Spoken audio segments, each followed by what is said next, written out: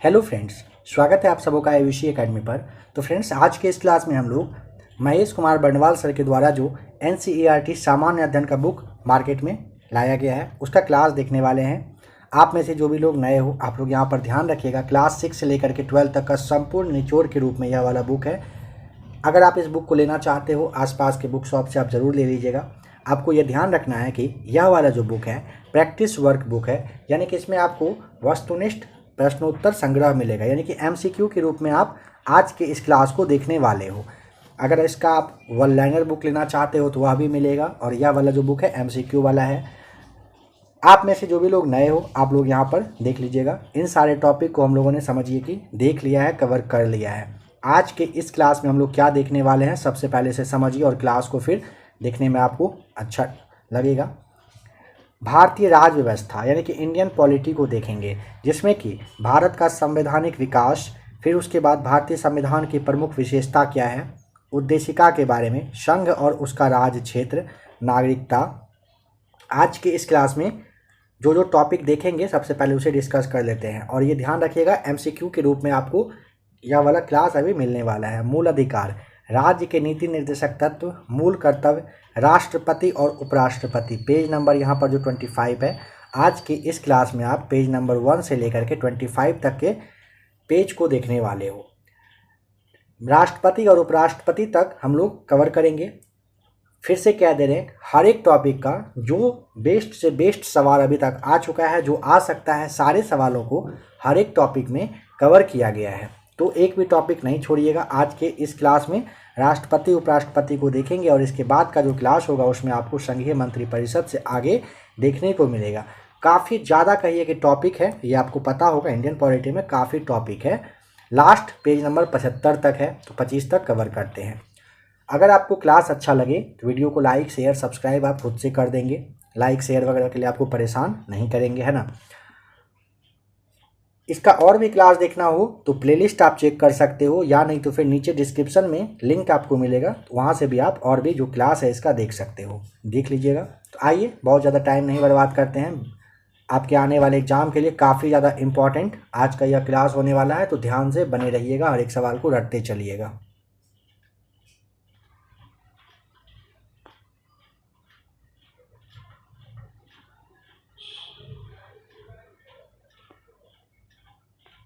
British Bharat के निम्नलिखित अधिनियमों में से किस अधिनियम में बंगाल के गवर्नर जनरल को नामित किया गया था? तो सही जवाब हो जाएगा ऑप्शन नंबर 1, क्योंकि रेगुलेटिंग एक्ट 1773 आपको ध्यान होगा। करेक्ट, ब्रिटिश भारत के निम्नलिखित अधिनियमों में से किस अधिनियम में बंगाल के गवर्नर जनरल को नामित किया गया था? रेगुलेटिंग एक्ट 1773 में किया गया था। बंगाल का प्रथम गवर्नर जनरल कौन था? कहाँ का कह रहा है? बंगाल का आपसे पूछा है, तो बंगाल का बताना होता है लॉर्ड वारेन हेस्टिंग्स। ठीक है, बंगाल का पहला गवर्नर जनरल कौन था? तो लॉर्ड वारेन हेस्टिंग्स सही जवाब है। निम्नलिखित में से किस अधिनियम के द्वारा कलकत्ता में सर्वोच्च न्यायालय की स्थापना की गई थी? रेगुलेटिंग एक्ट 1773 के द्वारा किया गया था। ठीक है, कह रहे किस अधिनियम के द्वारा कलकत्ता में सर्वोच्च न्यायालय की स्थापना होती है? रेगुलेटिंग एक्ट 1773 के द्वारा हुआ था। ठीक है, नेक्स्ट क्वेश्चन कह रहा है, कलकत्ता में स्थापित सर्वोच्च न्यायालय के पहले मुख्य न्यायाधीश का नाम क्या है? तो ऑप्शन नंबर हो जाएगा एलिजा एम्पे, आपको इम्पे बताना होता है। कलकत्ता में जो स्थापित हुआ था सर्वोच्च न्यायालय, वहाँ के पहले मुख्य न्यायाधीश का नाम आपसे पूछा जाए, एलिजा एम्पे आपको बताना होता है। निम्नलिखित कथनों में से कौन सा कथन 1833 के चार्टर्ड अधिनियम के संदर्भ में सत्य है? पहला कह रहा है कि लॉर्ड विलियम बेंटिक भारत के प्रथम गवर्नर जनरल थे। क्या यह सही है 1833 के चार्टर के तहत? हाँ, बिल्कुल सही है। बंगाल के गवर्नर जनरल के पद को भारत के गवर्नर जनरल के रूप में बदल दिया गया था। ठीक है, यह भी हुआ ही था। ऑप्शन नंबर 5 का सी टिक करेंगे, दोनों कथन सत्य है। संविधान सभा की पहली बैठक हुई थी कब? संविधान सभा की प्रथम बैठक हुई थी 9 दिसंबर 1946 को। ठीक है, संविधान सभा की पहली बैठक 9 दिसंबर 1946 को हुई थी। निम्नलिखित में से किस ब्रिटिश अधिनियम ने ब्रिटिश ईस्ट इंडिया कंपनी को व्यापार का विशेषाधिकार दिया था? तो चार्टर्ड एक्ट 1793 के तहत दिया गया था। किसे? तो ब्रिटिश ईस्ट इंडिया कंपनी को व्यापार करने का अधिकार किसके तहत? चार्टर्ड एक्ट 1793 के तहत। नंबर 8 है, यहाँ पर आपको मिलाना है क्या सही जवाब होगा, ठीक है। चलिए देखते हैं सही जवाब क्या होगा। यहाँ पर नियंत्रक मंडल की स्थापना हुआ था ब्रिटिश इंडिया एक्ट 1784 के तहत। सर्वोच्च न्यायालय अभी आपने देखा 1773 के तहत हुआ था। ईसाई मिशनरियों को भारत में कार्य करने की अनुमति, आपको पता है ना, स्टार्टिंग में नहीं दिया गया था, बहुत बाद में दिया गया था। तो वह समय कौन सा था? वह था ये 13 वाला ना, चार्टर अधिनियम 1813। और गवर्नर जनरल की परिषद में कानूनी सदस्य की नियुक्ति होता है चार्टर अधिनियम 1833 से। इस तरह से राइट आंसर अगर आप देखोगे तो ऑप्शन नंबर बी आपका सही जवाब हो जाएगा। यहाँ पर करेक्ट। संवैधानिक विकास, लोक सेवा विकास तथा संस्थाओं का विकास भारत में किसके शासनकाल में हुआ था? सल्तनत, मुगल, ब्रिटिश या फिर इनमें से कोई नहीं? तो ब्रिटिश शासनकाल में हुआ था ना। लोक सेवा विकास और लोक सेवा विकास तथा संस्था विकास, साथ ही साथ संवैधानिक विकास के बारे में पूछेगा तो आपको पता ही है ब्रिटिश काल में हुआ था। ऑप्शन नंबर सी टिक करना है। कह रहे क्या कि भारतीय विधान पालिका प्रथम बार द्विसदनीय बनाई गई कब?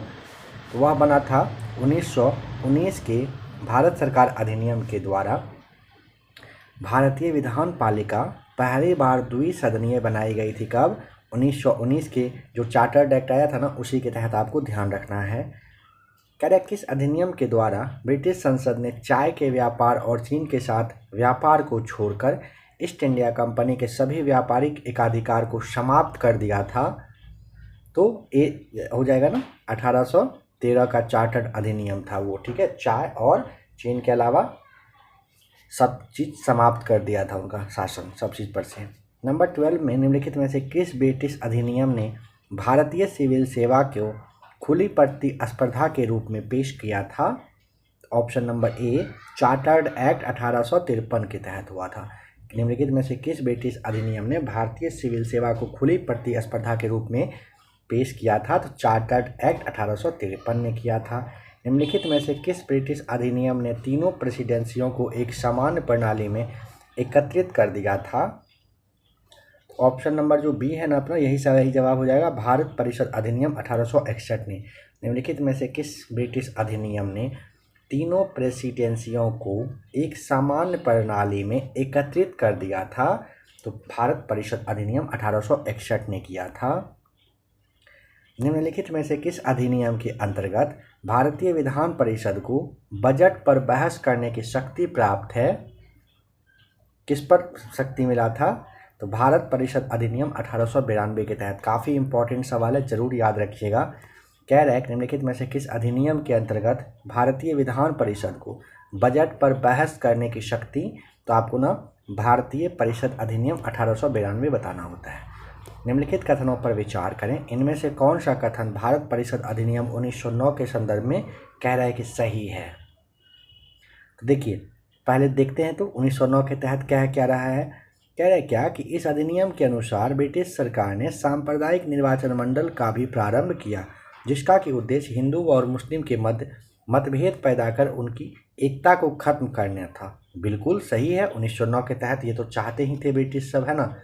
सेकेंड कह रहे भारत शासन अधिनियम को भारत सचिव और वायसराय के नाम पर पार्लियामेंटो सुधार भी कहा जाता है। बिल्कुल कहते हैं 1909 वाले को।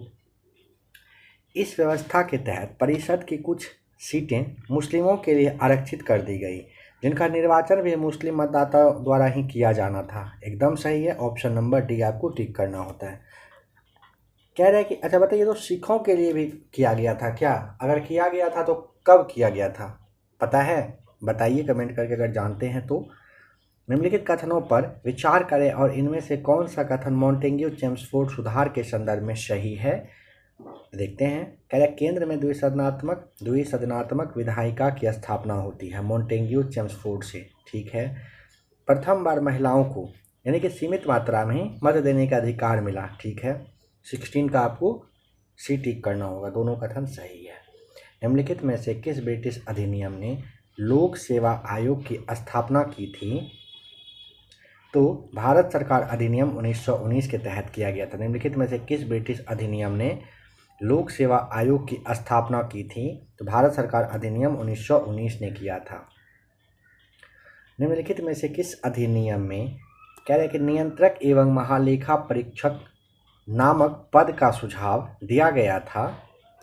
तो ऑप्शन डी सही जवाब है। 1919 के अधिनियम में निम्नलिखित में से किस अधिनियम में नियंत्रक एवं महालेखा परीक्षक नामक पद का सुझाव दिया गया? तो 1919 के अधिनियम में दिया गया था। 18 का हो जाएगा डी सही जवाब। भारत के लिए संविधान की रचना हेतु संविधान सभा का विचार निम्नलिखित में से सबसे पहले किसने प्रस्तुत किया था? स्वराज पार्टी ने किया था 1934 में। भारत के लिए संविधान की रचना हेतु संविधान सभा का विचार निम्नलिखित में से सबसे पहले किसने पेश किया? स्वराज पार्टी ने किया था 1934 में। केंद्र में कह रहा है कि द्वैत शासन किस अधिनियम के अंतर्गत स्थापित किया गया था? तो ऑप्शन नंबर हो जाएगा सी सही जवाब। भारत सरकार अधिनियम 1945 के तहत किया गया था। ठीक है, तो यहाँ पर आपको ध्यान रखना होता है केंद्र में द्वैत शासन किस अधिनियम के अंतर्गत स्थापित किया गया था ना? तो भारत सरकार अधिनियम 1935 के तहत किया गया था। नंबर 21 कह रहा है क्या राष्ट्रपति की अध्यादेश निर्गत करने की शक्ति प्रेरित है कहाँ से? फिर से कहेंगे दोस्तों, ध्यान से देखिएगा, काफ़ी इंपॉर्टेंट सेशन है आज का आपके लिए। मतलब राष्ट्रपति है ना, उनकी अध्यादेश निर्गत करने की शक्ति आपसे पूछे कहाँ से प्रेरित है? तो ऑप्शन नंबर बी हो जाएगा। भारत सरकार अधिनियम 1935 से है। भारत सरकार अधिनियम 1935 से है। 1935 के अधिनियम को अविश्वास का प्रतीक किसने कहा था? क्लीमेंट एटली हो जाएगा सही जवाब। वर्ष 1935 के अधिनियम को अविश्वास का प्रतीक कहा था किसने? क्लीमेंट एटली ने कहा था। कह रहा है कि भारतीय संविधान के किस अधिनियम के ढांचे को स्वीकार किया गया है? यह तो खैर आपको रटा होगा है ना, भारत शासन अधिनियम 1935 को। निम्नलिखित में से किस अधिनियम के फलस्वरूप बर्मा भारत से पृथक हुआ? तो गवर्नमेंट ऑफ इंडिया एक्ट 1935 के थ्रू हुआ था। ठीक है, गवर्नमेंट ऑफ इंडिया एक्ट 1935 से बर्मा को क्या किया गया था? भारत से अलग किया गया था। भारत को डोमिनियन स्टेट का दर्जा देने का प्रावधान किया गया कब? क्रिप्स मिशन के द्वारा। तो किसके द्वारा पूछेगा ना, तो क्रिप्स मिशन। भारत को डोमिनियन स्टेट का दर्जा देने का प्रावधान क्रिप्स मिशन के द्वारा किया गया था। 1935 के अधिनियम के द्वारा स्थापित संघ में अवशिष्ट शक्तियाँ किसको दी गई थी? संघीय विधान पालिका को। 1935 के अधिनियम के द्वारा स्थापित संघ में अवशिष्ट शक्तियाँ किसको दी गई थी? तो संघीय विधान पालिका को। कह रहे अखिल भारतीय महासभा स्थापित करने का प्रावधान शामिल किया गया था। भारत सरकार अधिनियम 1919 के द्वारा अखिल भारतीय महासंघ स्थापित करने का प्रावधान पूछे दोस्तों, तो भारत सरकार अधिनियम 1919 के द्वारा किया गया था।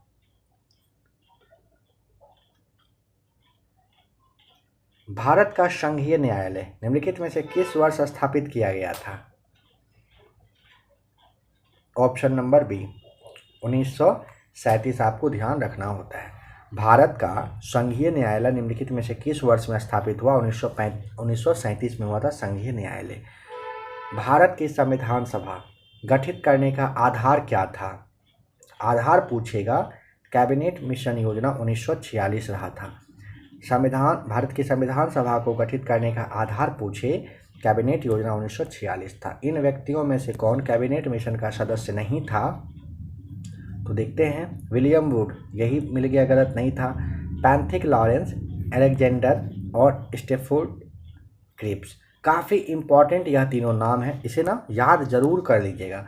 ठीक है, पैंथिक लॉरेंस, AB अलेक्जेंडर और स्टेफोर्ड क्रिप्स, ये सभी शामिल थे। भारत के संविधान का निर्माण करने वाली संविधान सभा के सदस्यों को विभिन्न प्रांतों की विधानसभाओं के द्वारा चुना गया था।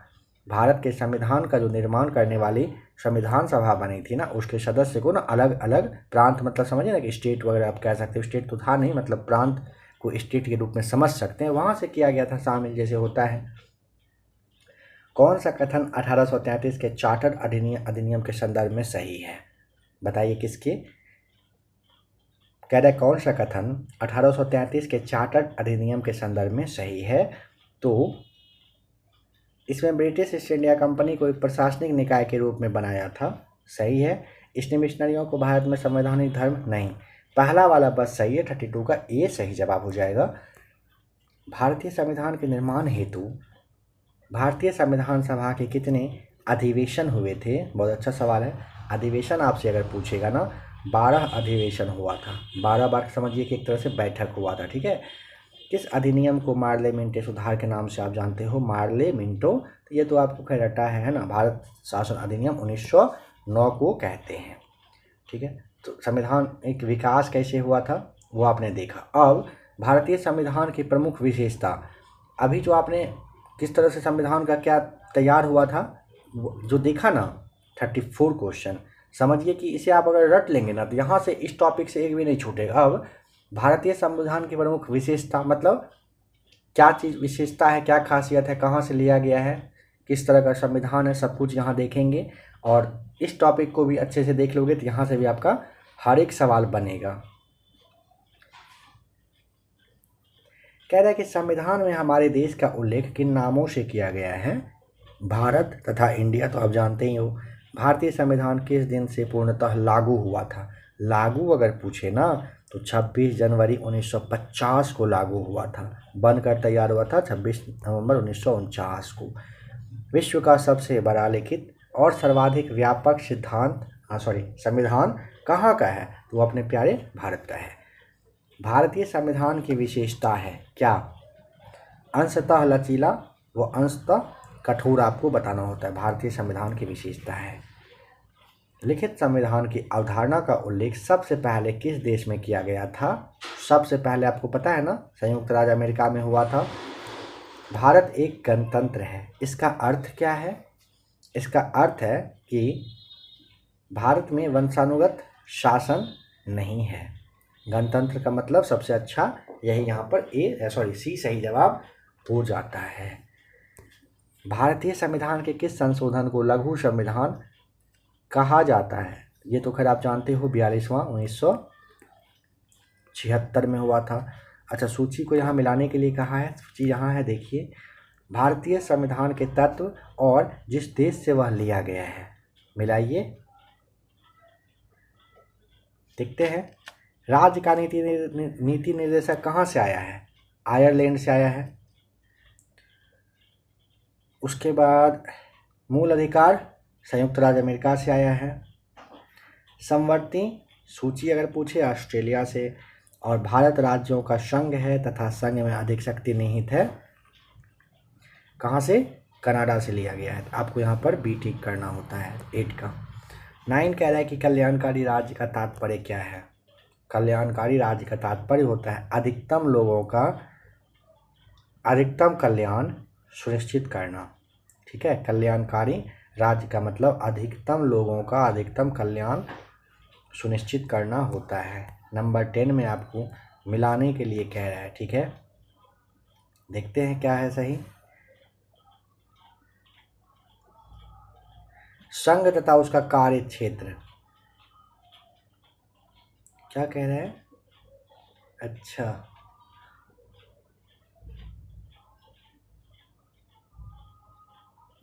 कहने का मतलब समझे, देखिएगा। संघ तथा उसका कार्य क्षेत्र सबसे पहले आता है, फिर आता है नागरिकता, फिर आता है राज्य के नीति निर्देशक तत्व, और फिर आपको पता है मौलिक कर्तव्य आता है। ऑप्शन नंबर बी यहाँ पर नंबर 10 का सही हो जाएगा। भारतीय राजनीतिक व्यवस्था में कौन सर्वोच्च है?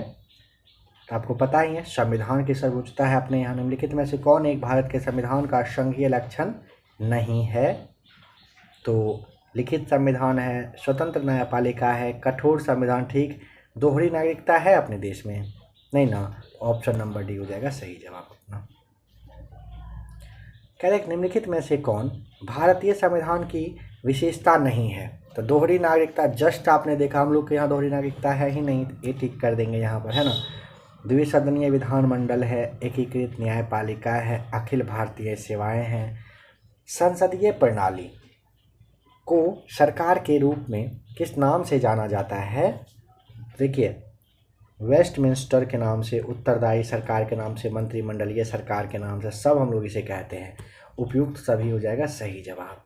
कह रहा है भारतीय संसदीय प्रणाली किस देश की संसदीय प्रणाली के समान है? ब्रिटेन के समान है, ऑप्शन नंबर डी। मतदान करने की उम्र 21 वर्ष से घटाकर 18 वर्ष किया गया था, कब?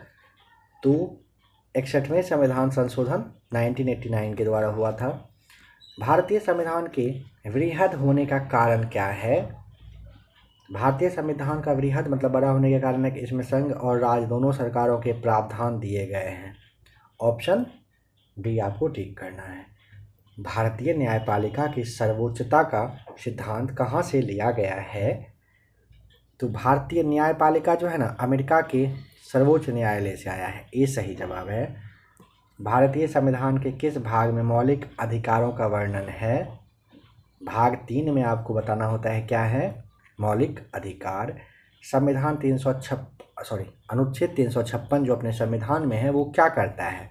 तो पता है कि राज्य में आपातकाल के लिए 356 है, देश के लिए 352 है। स्वतंत्रता का अधिकार किस अनुच्छेद में दिया गया है? स्वतंत्रता का अधिकार है अनुच्छेद 19 से 22 में। वित्तीय आपातकाल किस अनुच्छेद में है? वित्तीय फाइनेंशियल कहाँ पर है? तो यह है अनुच्छेद 360 में, और अपने देश में एक बार भी अभी तक ये फाइनेंशियल वाला नहीं लगा है। कह रहे कि धर्म के नाम पर किसी प्रकार की भेदभाव नहीं की जाए, संविधान के किस अनुच्छेद में इसका उल्लेख है? धर्म के नाम पर नहीं किया जाएगा ना, अनुच्छेद 15 में आपको बताना होता है। युद्ध, आक्रमण अथवा सशस्त्र विद्रोह के कारण उत्पन्न राष्ट्रीय अशांति की अवस्था में राष्ट्रीय आपातकाल किस अनुच्छेद के अंतर्गत लगाया जाता है? तो आपको पता है 352 के तहत लगेगा। निम्नलिखित में से कौन सा मूल अधिकार भारतीय संविधान में नागरिकों को नहीं प्रदान किया गया है? तो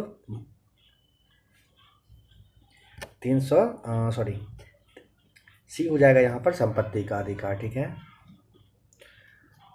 भारतीय संविधान के अनुसार जीवन का अधिकार है एक कैसा? जीवन का अधिकार ना मौलिक अधिकार होता है। कैसा अधिकार है जीवन का अधिकार? मौलिक। भारतीय नागरिकों को प्राप्त मूल अधिकारों की संख्या कितनी है? 6। ऑप्शन नंबर बी आपको 6 बताना होता है। भारतीय संविधान नागरिकता प्रदान करता है किसके आधार पर? तो जन्म, निवास, देशीकरण सब के आधार पर। ऑप्शन नंबर डी हो जाएगा सही जवाब। राष्ट्रीय ध्वज, जो भारतीय राष्ट्रीय ध्वज है, इसमें चक्र है। चक्र किसका प्रतीक है? चक्र है किसका? ऑप्शन नंबर बी न्याय का प्रतीक है चक्र। हमारे राष्ट्रगान का मूल स्वरूप किस भाषा में है? हमारे राष्ट्रगान किस में है? बांग्ला में है ना, ऑप्शन नंबर बी हो जाएगा। भारतीय संविधान निम्नलिखित में से कौन सी नागरिकता प्रदान करता है? तो भारतीय संविधान कौन सी नागरिकता प्रदान करता है? एकल, है ना, एकल नागरिकता। भारतीय संघ की कार्यपालिका शक्ति किसमें निहित है? राष्ट्रपति में होता है। ऑप्शन नंबर सी हो जाएगा। कह रहे क्या है कि लोकतंत्र चतुर्थ स्तंभ, चौथा स्तंभ आप देखोगे प्रेस और समाचार पत्र को टिक करोगे। Option number D. 33 के बाद 34 पर आइए। कह रहा है निम्नलिखित में से किस अधिकार को भीमराव अंबेडकर ने संविधान का हृदय और आत्मा कहा? तो ऑप्शन नंबर डी संवैधानिक उपचार के अधिकार को कहा है। ठीक है, डॉक्टर भीमराव अंबेडकर साहब ने संविधान का हृदय और आत्मा किसे कहा है? संवैधानिक उपचार के अधिकार को। मौलिक कर्तव्य का समुच्चय सदैव अंग होता है समाजवादी संविधान का। मौलिक कर्तव्यों का समुच्चय सदैव अंग होता है समाजवादी संविधान का। सी सही जवाब है। भारतीय संसद के ऊपरी सदन को कहा जाता है क्या? राज्यसभा कहते हैं। भारतीय संसद के ऊपरी सदन को कहते हैं ना।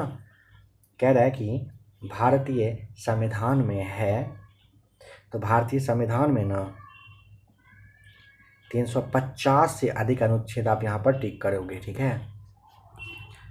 अब यहाँ पर राष्ट्रीय प्रतीक जो है राष्ट्रीय ध्वज, आप ना यहाँ पे देखिए, राष्ट्रीय ध्वज को 22 जुलाई 1947 को संविधान सभा द्वारा अंगीकृत किया गया। लंबाई चौड़ाई का अनुपात 3:2 है। केसरिया सफ़ेद हरा रंग है। 3 पट्टी, ठीक, 24 तिली हैं। राष्ट्रीय चिन्ह है अशोक स्तंभ। भारत का राष्ट्रीय चिन्ह सारनाथ के अशोक स्तंभ से लिया गया है। पट्टी के मध्य में धर्म चक्र है। चक्र में 24 तीलियां हैं जो 24 घंटों का प्रतीक है। राष्ट्रगान अपना कौन सा है? जनगण मन है। टैगोर साहब के द्वारा बांग्ला भाषा में रचित और संगीतबद्ध जनगण मन के हिंदी संस्करण को संविधान सभा के ने जो है राष्ट्रगान के रूप में 24 जनवरी को, कब? 24 जनवरी 1950 को अपनाया था और 52 सेकेंड का टाइम लगता है इसे गाने में। राष्ट्रीय गीत कौन सा है? करिए, सब तो आपको अच्छे से पता ही है, फिर भी एक नज़र देख लीजिए। राष्ट्रीय गीत वंदे मातरम है, बंकिम चंद्र चटर्जी साहब ने लिखा था। ठीक है, जनगण के समान इनको दर्जा प्राप्त है। सबसे पहले 1896 में भारतीय राष्ट्रीय कांग्रेस का जो 12वां अधिवेशन कलकत्ता है यहीं पर हुआ था। सवाल ये वाला बहुत बार पूछा गया है। राष्ट्रीय पंचांग के बारे में आपको ध्यान रखना है कि ग्रेगोरियन कैलेंडर के साथ साथ देश भर के लिए शक संवत पर आधारित एक रूप राष्ट्रीय पंचांग भी है, जिसका पहला महीना होता है चैत्र और सामान्य वर्ष 365 दिन का होता है। पंचांग 22 मार्च 1957 को सरकारी उद्देश्यों के लिए अपना लिया गया था। राष्ट्रीय वृक्ष पूछे बरगद, राष्ट्रीय पशु बाघ, पक्षी राष्ट्रीय मयूर और पुष्प कौन सा है? कमल है। अब उद्देशिका प्रेमबल काफ़ी इंपॉर्टेंट है, यहाँ से तो खैर सवाल पूछा ही जाता है। देखते हैं सबसे पहला सवाल क्या है। हम भारत के लोग शब्दों का प्रयोग संविधान में कहाँ पर किया गया है? थोड़ा सा टाइम यहाँ पर दे रहे हैं आपको। अब यहाँ पे सोच के जवाब बताइएगा, खास करके इस वाले टॉपिक में। हम भारत के लोग शब्दों का प्रयोग संविधान में किया गया है कहाँ पर? संविधान की प्रस्तावना में। प्रस्तावना याद होना चाहिए। भारत के संविधान निर्माताओं का मत निम्नलिखित में से किस में प्रतिबिंबित होता है? किसमें? उद्देशिका में पता चलता है। भारतीय संविधान की प्रस्तावना की भाषा को किस देश से लिया गया है? भाषा आया है कहाँ से? ऑस्ट्रेलिया से। प्रस्तावना आया है कहाँ से? अमेरिका से। निम्नलिखित कथन पर विचार करके बताइए क्या सही है। पहला, भारत में लोकतांत्रिक राज्य व्यवस्था है। हाँ, एकदम है। भारत एक प्रभुत्व संपन्न राज्य है। बिल्कुल है। भारत में लोकतांत्रिक समाज है। भारत एक कल्याणकारी राज्य है। बिल्कुल है। ऑप्शन डी को टिक करेंगे। भारतीय संविधान की प्रस्तावना में जिन आदर्शों एवं उद्देश्यों की रूपरेखा दी गई है उनकी आगे व्याख्या की गई है कहाँ पर? तो मूल अधिकार, राज्य के नीति निर्देशक तत्व और मूल कर्तव्यों में किया गया है। भारतीय संविधान की प्रस्तावना में जिन आदर्श और उद्देश्य की चर्चा की गई है ना, कहाँ पर मिलता है आपको वो? तो मूल अधिकार में, राज्य के नीति निर्देशक तत्व में और मूल कर्तव्य। नीति निर्देशक तत्व काफ़ी इम्पोर्टेंट है, याद रखिएगा। निम्न में से किसने भारतीय संविधान की प्रस्तावना को संविधान की कुंजी नोट कहा था? अर्नेस्ट बेकर ने कहा था। निम्नलिखित में से किसने भारतीय संविधान की प्रस्तावना को संविधान का कुंजी नोट कहा था? तो अर्नेस्ट बेकर ने कहा था। किसने? अर्नेस्ट बेकर ने। भारतीय संघवाद को सहकारी संघवाद किसने कहा था? ग्रेनविले ऑस्टिन ने कहा था। भारतीय संघवाद को सहकारी संघवाद किसने कहा था? ग्रेनविले ऑस्टिन ने कहा था। भारतीय संविधान के किस भाग को उसकी आत्मा की संज्ञा प्रदान की गई है? ऑप्शन ए, प्रस्तावना को। भारतीय संविधान के किस भाग को उसकी आत्मा की संज्ञा प्रदान की गई है? तो प्रस्तावना ए हो जाएगा सही जवाब। ठीक है। कह रहे हैं सभी व्यक्ति पूर्णतः और समान रूप से मानव है। यह जो सिद्धांत है क्या कहलाता है? कौन सा सिद्धांत कहलाता है? सार्वभौमिकता कहलाता है। सभी व्यक्ति पूर्णतः और समान रूप से मानव है, यह सिद्धांत कहलाता है सार्वभौमिकता का सिद्धांत। भारतीय गणतंत्र की प्रकृति किस प्रकार है? भारतीय गणतंत्र की प्रकृति पूछेगा संपूर्ण प्रभुत्व संपन्न, समाजवादी, पंथ निरपेक्ष, लोकतंत्रात्मक गणराज्य है। याद है ना, प्रस्तावना में दिया गया है ये सब। निम्नलिखित में से कौन सा शब्द भारत के संविधान की उद्देशिका में नहीं है? तो देखिए, समाजवादी है, पथ निरपेक्ष, संपूर्ण प्रभुत्व संपन्न है, लोक कल्याण नहीं है। निम्न में से धर्मनिरपेक्ष का सही अर्थ क्या है? बताइए। धर्मनिरपेक्ष का सही अर्थ होता है सभी धर्म समान हैं और उन्हें सरकार का समान समर्थन प्राप्त होता है। ठीक है, धर्मनिरपेक्ष का सही मतलब यही होता है। संविधान की प्रस्तावना में प्रयुक्त शब्द पंथ निरपेक्ष का अर्थ क्या है? चलिए बताइए। पंथ निरपेक्ष का अर्थ सभी नागरिकों को धर्म एवं उपासना की स्वतंत्रता हो जाएगा। संविधान की प्रस्तावना में प्रयुक्त शब्द पंथ निरपेक्ष का अर्थ सभी नागरिकों को धर्म एवं उपासना की स्वतंत्रता है। भारतीय संविधान के किस भाग में स्पष्ट रूप से घोषणा की गई है कि भारत एक पंथ निरपेक्ष राज्य है? संविधान की प्रस्तावना में कही गई है। भारतीय संविधान के किस भाग में स्पष्ट रूप से घोषणा किया गया है कि भारत एक पंथ निरपेक्ष राज्य है? तो संविधान की प्रस्तावना में। प्रस्तावना का वह प्रावधान जो सभी वयस्क नागरिकों को मतदान का अधिकार प्रदान करता है क्या कहलाता है? लोकतंत्र कहलाता है। बेरोबारी मामला किस वर्ष में आया था? काफ़ी इम्पोर्टेंट है, बताइए बेरोबारी। जिनको भी जवाब सही से पता है समझिए कि आपका पॉलिटी पे अच्छे से पकड़ बना हुआ है, जिनको भी नहीं है काफ़ी मेहनत की ज़रूरत है। तो 1960 में आया था। बेरोबारी कब आया था? 1960 में। Option number D right answer है। भारतीय संविधान की प्रस्तावना में पंथ निरपेक्ष और समाजवादी शब्द जोड़े गए कब? तो 42वें संविधान संशोधन के द्वारा जोड़े गए थे। निम्नलिखित उद्देश्यों में से कौन सा एक भारत के संविधान की उद्देशिका में सम्मिलित नहीं है? उद्देशिका में क्या सम्मिलित नहीं है? विचार की स्वतंत्रता है, अभिव्यक्ति की स्वतंत्रता है, विश्वास की स्वतंत्रता है, आर्थिक स्वतंत्रता।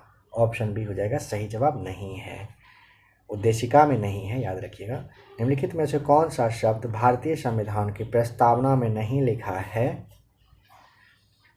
संपूर्ण, प्रभुत्व संपन्न है, समाजवादी है, लोकतांत्रिक है, राष्ट्र निरपेक्ष वगैरह नहीं है कहीं पे। के एम मुंशी का संबंध किससे है? तो संविधान की प्रारूप समिति से संबंधित कौन है? के एम मुंशी साहब। ऑप्शन नंबर ए हो जाएगा सही जवाब। अब तक भारत के संविधान की उद्देशिका में कितनी बार संशोधन किया जा चुका है? एक बार हुआ है। भारत के संविधान की उद्देशिका में कितने प्रकार के न्याय की चर्चा है? इस तरह से सवाल पूछा जाता है, कितने तरह का न्याय, कितने तरह की स्वतंत्रता। ऑप्शन नंबर आपको ना 3 तरह का न्याय की बात की गई है उद्देशिका में। कितने तरह की? 3 तरह की। भारतीय संविधान की उद्देशिका में संशोधन किया गया था तो 42वां संविधान संशोधन के द्वारा हुआ था। भारत के संविधान के उद्देश्यों में सम्मिलित आर्थिक न्याय का किसमें उपबंध किया गया है? ऑप्शन बी उद्देशिका और राज्य के नीति निर्देशक तत्व में। भारत के संविधान के उद्देश्यों में सम्मिलित आर्थिक न्याय में आर्थिक कार्य के न्याय का किसमें उपबंध किया गया है? ऑप्शन बी उद्देशिका और राज्य के नीति निर्देशक तत्व में। निम्नलिखित में से कौन एक भारतीय संविधान के उद्देश्यों को प्रतिबिंबित करता है? संविधान की प्रस्तावना। ऑप्शन नंबर 25 का बी हो जाएगा। निम्नलिखित में से किसने भारतीय संविधान की प्रस्तावना को हमारे संप्रभु लोकतांत्रिक गणतंत्र की जन्म कुंडली कहा है? तो वह कहने वाले थे के एम मुंशी साहब। ऑप्शन नंबर डी हो जाएगा। निम्नलिखित में से किसने भारतीय संविधान की प्रस्तावना को हमारे संप्रभु लोकतांत्रिक गणराज्य की जन्म कुंडली कहा है? के एम मुंशी ने कहा है। भारतीय संविधान में निहित सामाजिक समता का क्या अर्थ है? तो सामाजिक समता का अर्थ होता है समाज के किसी भी वर्ग के लिए विशेषाधिकार की अनुपस्थिति। ऑप्शन नंबर सी सही जवाब। नेक्स्ट टॉपिक है संघ और उसका राज्य क्षेत्र। अध्याय 4 है। करेक्ट। संविधान के प्रथम अनुच्छेद के अनुसार भारत है, तो आपको तो अच्छे से पता है भारत क्या होता है। भारत क्या है? राज्यों का संघ है। Option number D correct. संविधान के प्रवर्तन के समय राज्यों को 4 श्रेणी अ, ब, स तथा द में बांटा गया था। इन श्रेणियों को किस वर्ष समाप्त किया गया था? वह वर्ष था ऑप्शन नंबर तीसरा 1956 था। ध्यान रखिएगा, संविधान के प्रवर्तन के समय राज्यों को 4 श्रेणी कौन कौन सा अ, ब, स और द में बांटा गया था। इन श्रेणियों को किस वर्ष समाप्त किया गया? तो वर्ष 1956 में समाप्त किया गया था। सी सही जवाब हो जाएगा। कह रहे 500 से अधिक रजवाड़ों, जिसे आप देशी रियासत कहते हो, कि भारत में विलय के लिए कौन उत्तरदायी था? तो आपको पता है ना, 500 से अधिक रजवाड़ों के देशी रियासतों के मतलब जो मिलाया गया था भारत में, सरदार वल्लभ भाई पटेल थे। अन्य रजवाड़ों के भारत के करेक्ट अन्य राज्य रजवाड़ों के भारत में विलय के बाद कौन से ऐसे 3 राज्य थे जो शामिल होना विलंबित किया था, जो नहीं मिलना चाहते थे? तो जूनागढ़, हैदराबाद और आपको जम्मू कश्मीर बताना होता है, ये आप जानते होंगे। भारत की देशी रियासतों में के विलय में किन 2 व्यक्तियों ने महत्वपूर्ण भूमिका निभाई थी, बताइए। यहाँ पे आप सरदार पटेल साहब तो टिक करोगे ही, साथ में कौन? मुंशी साहब, डॉक्टर राजेंद्र प्रसाद, वीपी मेनन या फिर जवाहरलाल नेहरू। तो बहुत लोग यहाँ पे हो सकता है जवाहरलाल नेहरू सोचेंगे, जो कि बिल्कुल गलत होगा। वीपी मेनन आपको याद रखना होता है। ऑप्शन नंबर बी कह रहा है भारत की देशी रियासतों के विलय में किन 2 व्यक्तियों ने महत्वपूर्ण भूमिका निभाई? तो सरदार पटेल और वीपी मेनन साहब थे। हाल ही में किस राज्य का विशेष राज्य का दर्जा समाप्त कर दिया गया है? तो वह है जम्मू एवं कश्मीर। लोकसभा में संघ राज्य क्षेत्रों के लिए कितने सीट आरक्षित है? ऑप्शन नंबर ए हो जाएगा 20 सीट। लोकसभा में संघ राज्य क्षेत्र के लिए कितना सीट? तो आपको 20 बताना होता है। नंबर 7 का ए बिल्कुल सही जवाब हो जाएगा। नंबर 8 कह रहा है कि यदि भारतीय संघ में एक नए राज्य का सृजन किया जाना है तो संविधान की कौन सी अनुसूची का संशोधन करना पड़ेगा? तो पहला अनुसूची में संशोधन करना पड़ता है। ऑप्शन नंबर डी हो जाएगा। राज्य पुनर्गठन आयोग ने 1 नवंबर 1956 को कितने राज्य और संघ राज्य क्षेत्र का गठन किया था? 14 राज्य और 6 संघ राज्य का किया गया था। कितने? 14 राज्य और 6 संघ राज्यों का। नए राज्य के गठन की शक्ति किसमें अंतर्निहित है? ऑप्शन नंबर ए होता है संसद, सही जवाब। भारत के संविधान के अंतर्गत निम्नलिखित में से किसे राज्यों की सीमाओं को परिवर्तित करने की शक्ति प्राप्त है? तो आपको पता है संसद को प्राप्त है। ऑप्शन नंबर 11 का डी हो जाएगा सही जवाब। करेक्ट। निम्नलिखित में से किस अनुच्छेद के अंतर्गत भारतीय संसद को नया राज्य बनाने का अधिकार दिया गया है? तो देखिए, निम्नलिखित में से कौन से अनुच्छेद के अंतर्गत भारतीय संसद को नया राज्य, अगर पूछेगा नया राज्य के लिए, आपको अनुच्छेद 3 को टच करना पड़ेगा। ऑप्शन नंबर सी सही जवाब है। भारत में संघ राज्यों का प्रशासन किसके द्वारा किया जाता है? प्रशासन जो है भारत में संघ राज्य यानी कि यूटी के बारे में कहा जा रहा है, तो आप समझ गए होंगे राष्ट्रपति के तहत आता है। ए सही जवाब। कौन से संविधान संशोधन के द्वारा दिल्ली को राष्ट्रीय राजधानी क्षेत्र का दर्जा प्रदान किया गया? तो वह था 69वां संविधान संशोधन। याद रखिएगा, 69वें संविधान संशोधन के तहत दिल्ली को राष्ट्रीय राजधानी क्षेत्र का दर्जा प्रदान किया गया है। ठीक है, नंबर 15 पर आ जाइए। निम्नलिखित में से कौन एक नए राज्यों के निर्माण की विधि के लिए संवैधानिक उपबंध नहीं है? बताइए कौन सा नहीं है। देखते हैं। किसी राज्य का क्षेत्र बढ़ाकर कर सकते हो आप, किसी राज्य का क्षेत्र भी घटा सकते हो, किसी राज्य का नाम एकदम परिवर्तित, एक राज्य संघ राज्य क्षेत्र में शामिल करके। ऑप्शन नंबर डी हो जाएगा गलत। ठीक है, ऐसा नहीं हो सकता है। चलिए, नंबर 16 में आपको राज्य और अस्तित्व में आने का वर्ष पता है आपको, यहाँ से सवाल पूछा ही जाता है। तो नागालैंड बनता है 1963 में। ठीक है, नागालैंड कब बना? 1963 में। झारखंड आपको पता है 2000 ईस्वी में बनता है। तो 2-1 ऑप्शन देखिए बी आपको यहाँ पर मिल जा रहा है। सी तेलंगाना के लिए आपको क्या बताना होगा? तेलंगाना 2014 में, और सिक्किम बनता है 1975 में। ठीक है, याद रखिएगा इसे। भारत में एक नया राज्य सृजित करने वाले विधेयक को पारित होना अनिवार्य है। ऑप्शन बी संसद में साधारण बहुमत द्वारा। भारत में एक नया राज्य सृजित करने वाले विधेयक को पारित होना अनिवार्य होता है संसद में साधारण बहुमत के द्वारा। ऑप्शन नंबर बी होगा। निम्नलिखित में से कौन एक भारत संघ का सहयोगी राज्य था जिसे बाद में भारतीय संघ का पूर्ण राज्य बना दिया गया? वह था ऑप्शन नंबर बी सिक्किम। कह रहे कौन एक भारत संघ का सहयोगी राज्य था जिसे बाद में भारतीय संघ का पूर्ण राज्य बना दिया गया था, है ना? तो वह है Sikkim. Option number B. Kaveri जल विवाद काफ़ी ज़्यादा इम्पोर्टेंट विवाद है और कन्फ्यूजन वाला भी है। बताइए कहाँ से जुड़ा हुआ है? तो कर्नाटक, तमिलनाडु, पुडुचेरी, और केरल। ऑप्शन नंबर 19 का डी सही जवाब है। कर्नाटक, तमिलनाडु, पुडुचेरी और केरल सही जवाब है। नंबर 20, राज्यों के पुनर्गठन संबंधी विधेयक को संसद में प्रस्तुत करने से पूर्व किसकी सहमति प्राप्त करना आवश्यक होता है? तो राष्ट्रपति का। ऑप्शन नंबर सी सही जवाब होता है यहाँ पर। कह रहा है जून 1948 में गठित राज्य पुनर्गठन आयोग के अध्यक्ष कौन थे? भाषाई आधार समिति के बारे में पूछा है। एस.के. धर समिति आपको याद रखना होता है। एस.के. धर सही जवाब है। Option number C S K. Dhar 1948 जून में। निम्नलिखित में से किस आयोग की अनुशंसा के आधार पर पंजाब पुनर्गठन अधिनियम द्वारा पंजाब और हरियाणा राज्य गठित किए गए थे? वह था ऑप्शन नंबर ए सही जवाब, धर आयोग। धर आयोग के तहत क्या हुआ है? पंजाब और हरियाणा राज्य गठन हुआ है। सिक्किम भारत का राज्य बना कितने नंबर का? 22वां राज्य बना। ठीक है, कौन से वाले संशोधन से? तो वह था 36वां संविधान संशोधन। दोनों पॉइंट इंपॉर्टेंट है, दोनों को याद रखिएगा। पूछा जाए सिक्किम भारत का कितने नंबर का राज्य बना? 22वां। कौन से संशोधन से? 36वें संशोधन के द्वारा। जम्मू कश्मीर का विशेष राज्य का दर्जा कब समाप्त किया गया? कब किया गया था? कब? 9 अगस्त 2019 को किया गया था। ठीक है, और 31 अक्टूबर से ये लागू हो गया था। दर्जा समाप्त किया गया है 9 अगस्त 2019 से। कह रहा है कि भाषा के आधार पर राज्यों का पुनर्गठन किस वर्ष में हुआ था? तो 25 में आपको ऑप्शन नंबर तीसरा टिक करना होता है, वर्ष 1956 में। भाषाई आधार पर सबसे पहले राज्य बनता है कौन सा? तो आंध्र प्रदेश आपको बताना होता है।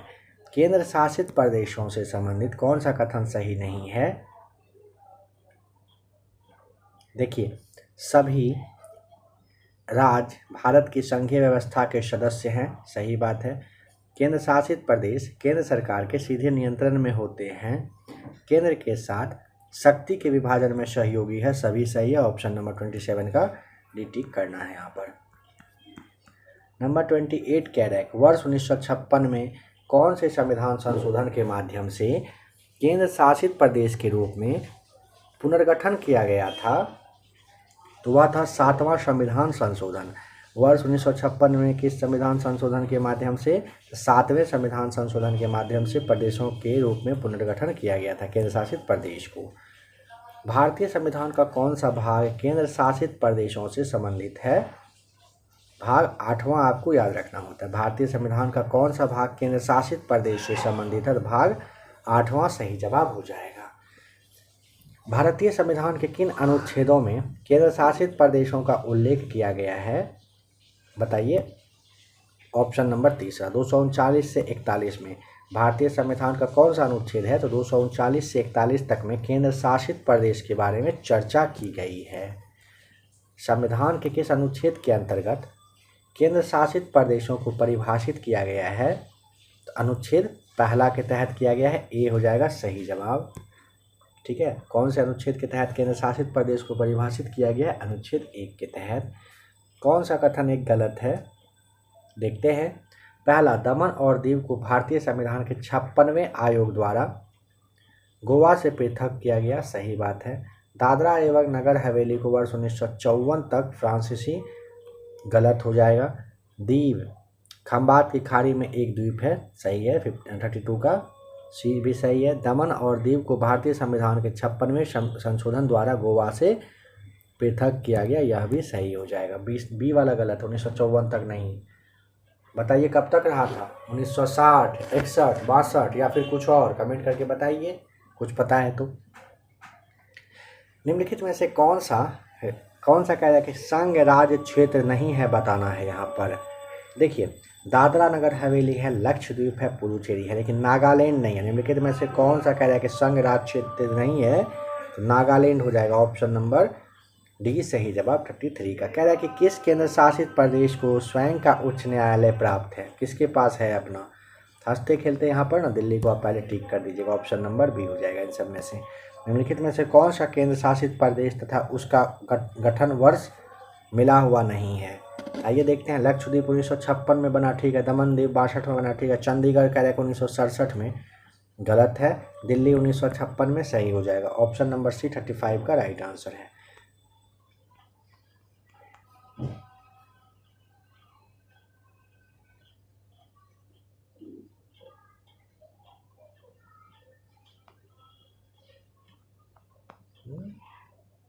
ये क्या हुआ?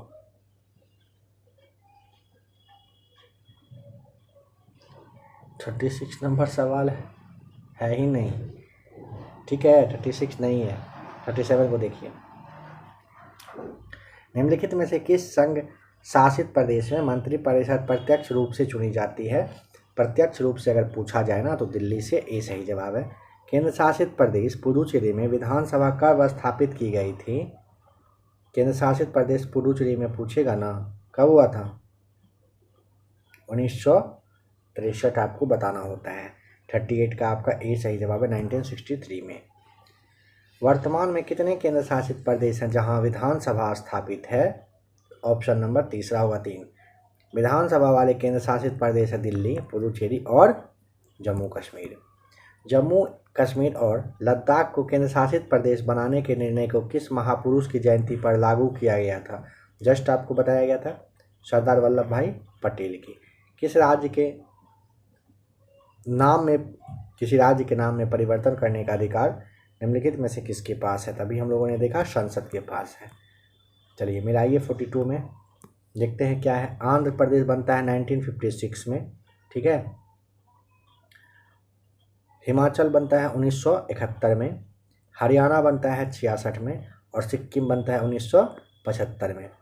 इसे आप जरूर याद रखिएगा। चलिए आते हैं अब अध्याय यानी कि टॉपिक नंबर 5, जो कि है नागरिकता यानी कि सिटीजनशिप है। पहला सवाल कह रहा है कि भारतीय संविधान में उल्लेखित नागरिकता के प्रावधान किस वर्ष लागू हुए थे?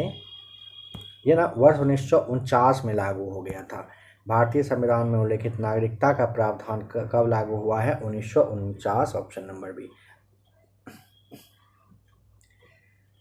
संविधान के किस अनुच्छेद में नागरिकता का वर्णन है?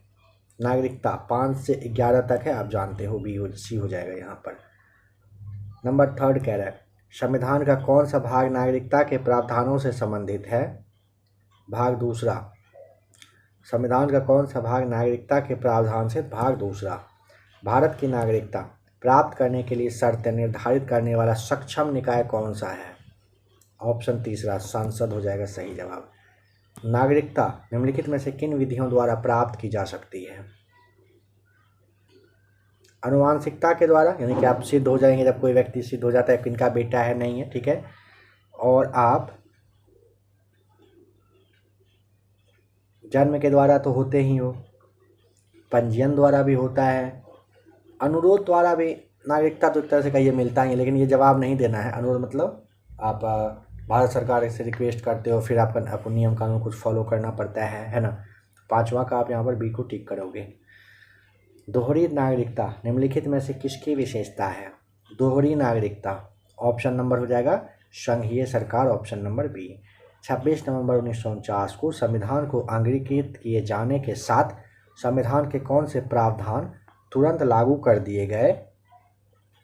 नागरिकता, चुनाव संबंधी, अंतरिम संसद संबंधी प्रावधान, सभी। ऑप्शन नंबर डी आपको टिक करना होगा। नंबर 7 का क्या होगा? डी टिक करना होगा। नंबर 8, किस देश में दोहरी नागरिकता का सिद्धांत स्वीकार किया गया है? कौन से वाले देश में किया गया है? तो संयुक्त राज्य अमेरिका में चलता है कौन सा? दोहरी नागरिकता। कोई व्यक्ति भारतीय नागरिक नहीं होगा यदि वह क्या स्वेच्छा से किसी दूसरे देश की नागरिकता ग्रहण कर ले तो भारत का नागरिकता खत्म। कह रहे राष्ट्रीय नागरिक रजिस्टर मसौदा जो NRC ड्राफ्ट है, इसका पहला संस्करण कब जारी किया गया? ये अच्छा सवाल है, इसे आप याद कर लीजिएगा, ठीक है। डेट भी आसान है, ऐसा नहीं एक मुश्किल है। 31 दिसंबर को 2017 में जो NRC ड्राफ्ट है ना, वो सबसे पहले कब उसका संस्करण जारी हुआ था पूछेगा? 31 दिसंबर 2017 को हुआ था, ठीक है। नागरिकता संशोधन विधेयक लोकसभा में सबसे पहले कब लाया गया था? लाया कब गया था अगर यह पूछे आपसे तो जुलाई 2016 में आया था। नागरिकता संशोधन विधेयक अगर पूछेगा कब लाया गया लोकसभा में, तो आपको जुलाई 2016 बताना है। नागरिक संशोधन बिल के अंतर्गत प्रवासियों को नागरिकता किस प्रक्रिया से प्राप्त होगी? तो वह प्रक्रिया होगा, नागरिक संशोधन बिल के अंतर्गत प्रवासी को नागरिकता अगर पूछेगा ना, तब आपको यहाँ पर देशीकरण द्वारा नागरिकता बताना होता है। निम्न में से किस स्थिति में किसी भारतीय नागरिक की नागरिकता समाप्त हो सकती है? देखिए, यदि वह खुद से छोड़ दे, परित्याग कर दे, पर्यावसान कर दे, वंचित किए जाने पर, इन सब के तरीके से ऑप्शन नंबर डी होगा। नागरिकता अधिनियम 1955 कितनी बार संशोधन हो चुका है बताइए? नागरिकता अधिनियम जो है, तो यहाँ पर आपको ना ऑप्शन नंबर बी को 6 बार बताना होता है। नंबर 15 में नागरिकता संशोधन अधिनियम 2019 के अंतर्गत किस तिथि से पूर्व भारत आए लोगों को नागरिकता प्रदान की जाएगी? तो यहाँ पर आपको ना ए बताना होता है। आपने न्यूज़ में देखा होगा 31 दिसंबर 2014 का डेडलाइन बताया गया था। नागरिकता संशोधन अधिनियम के अंतर्गत 31 दिसंबर 2014 तक जो भी लोग भारत में आए उनको नागरिकता मिल जाएगा। नागरिक संशोधन बिल कह रहा है 2019 लोकसभा में पास होने वाला कौन सा संशोधन बिल है? कौन सा है? 126वां, इंपॉर्टेंट है, याद रखिएगा। नागरिक संशोधन बिल 2019 में लोकसभा में पास हुआ 126वें नंबर का ये संशोधन बिल था। करेक्ट। नागरिकता संशोधन अधिनियम 2019 द्वारा किन देशों के अल्पसंख्यकों को नागरिकता देने का निर्णय लिया गया है? ऑप्शन नंबर आपको ना यहाँ पर अफगानिस्तान, बांग्लादेश और पाकिस्तान बताना होता है। डी सही जवाब है, ठीक है। नागरिकता संशोधन अधिनियम 2019 में शरणार्थियों के लिए निवास अवधि की बाध्यता को 11 वर्ष से घटाकर कितने वर्ष किया गया है? मतलब 11 वर्ष के बदले ना 5 वर्ष तक शरणार्थी यहाँ पे रहेंगे तो उनको नागरिकता मिलेगा। नागरिकता संशोधन बिल 2019 किस प्रकार का विधेयक है? तो संवैधानिक है। ऑप्शन नंबर ए हो जाएगा सही जवाब। यहाँ पर नंबर 20 में आपको मैच करना है। भारतीय नागरिकता प्राप्त करने की विधि, तो पंजीकरण द्वारा हो जाएगा। यहाँ पर भारतीय नागरिकता का अंत करने की विधि वंचित करने पर हो जाएगा। मूल अधिकार विधि के समक्ष समता तथा विधियों का समान संरक्षण सही जवाब हो जाएगा। नंबर 20 का ना आप ए को देख लीजिए, सही है। भारत का एक नागरिक अपना जो नागरिकता है खो देता है यदि वह, सही कथन को आपको चुनना है, यदि वह भारतीय नागरिकता का परित्याग कर दे और स्वेच्छा से किसी अन्य देश की नागरिकता प्राप्त कर ले। किसी अन्य देश के नागरिक से विवाह करने से तो नहीं, खत्म नहीं होता है। सरकार की आलोचना करने से भी नहीं होता है। ऑप्शन नंबर 21 का सी को टिक करेंगे आप। अब यहाँ पर जो नागरिकता संशोधन अधिनियम 2019 आया है उससे आप देख लीजिए। थोड़ा सा आपको यहाँ पर टाइम दे रहे हैं, आप खुद से यहाँ पर पढ़ लीजिए। तब तक खुद पानी वगैरह पी लेते हैं। और साथ ही क्या कहना चाहेंगे, इस क्लास के लास्ट में ना आपको एक थंबनेल यहाँ पर शो करेगा, ठीक है, आप उसे देखिएगा। उसमें क्या रहेगा, तो अभी तक जो जो प्रमुख संवैधानिक संशोधन है, लगता है कि 30 मिनट के आसपास का मात्र वीडियो है, एक बार ज़रूर देखिएगा उसे। अभी तक जो जो इम्पोर्टेंट संविधान संशोधन है ना, सबको करवाया गया है। पहले आप डिटेल डिस्कशन के साथ उसे देखोगे, फिर उसका MCQ भी लगा लोगे बस 30-32 मिनट के क्लास में। एक बार आप ज़रूर देखिएगा उसे।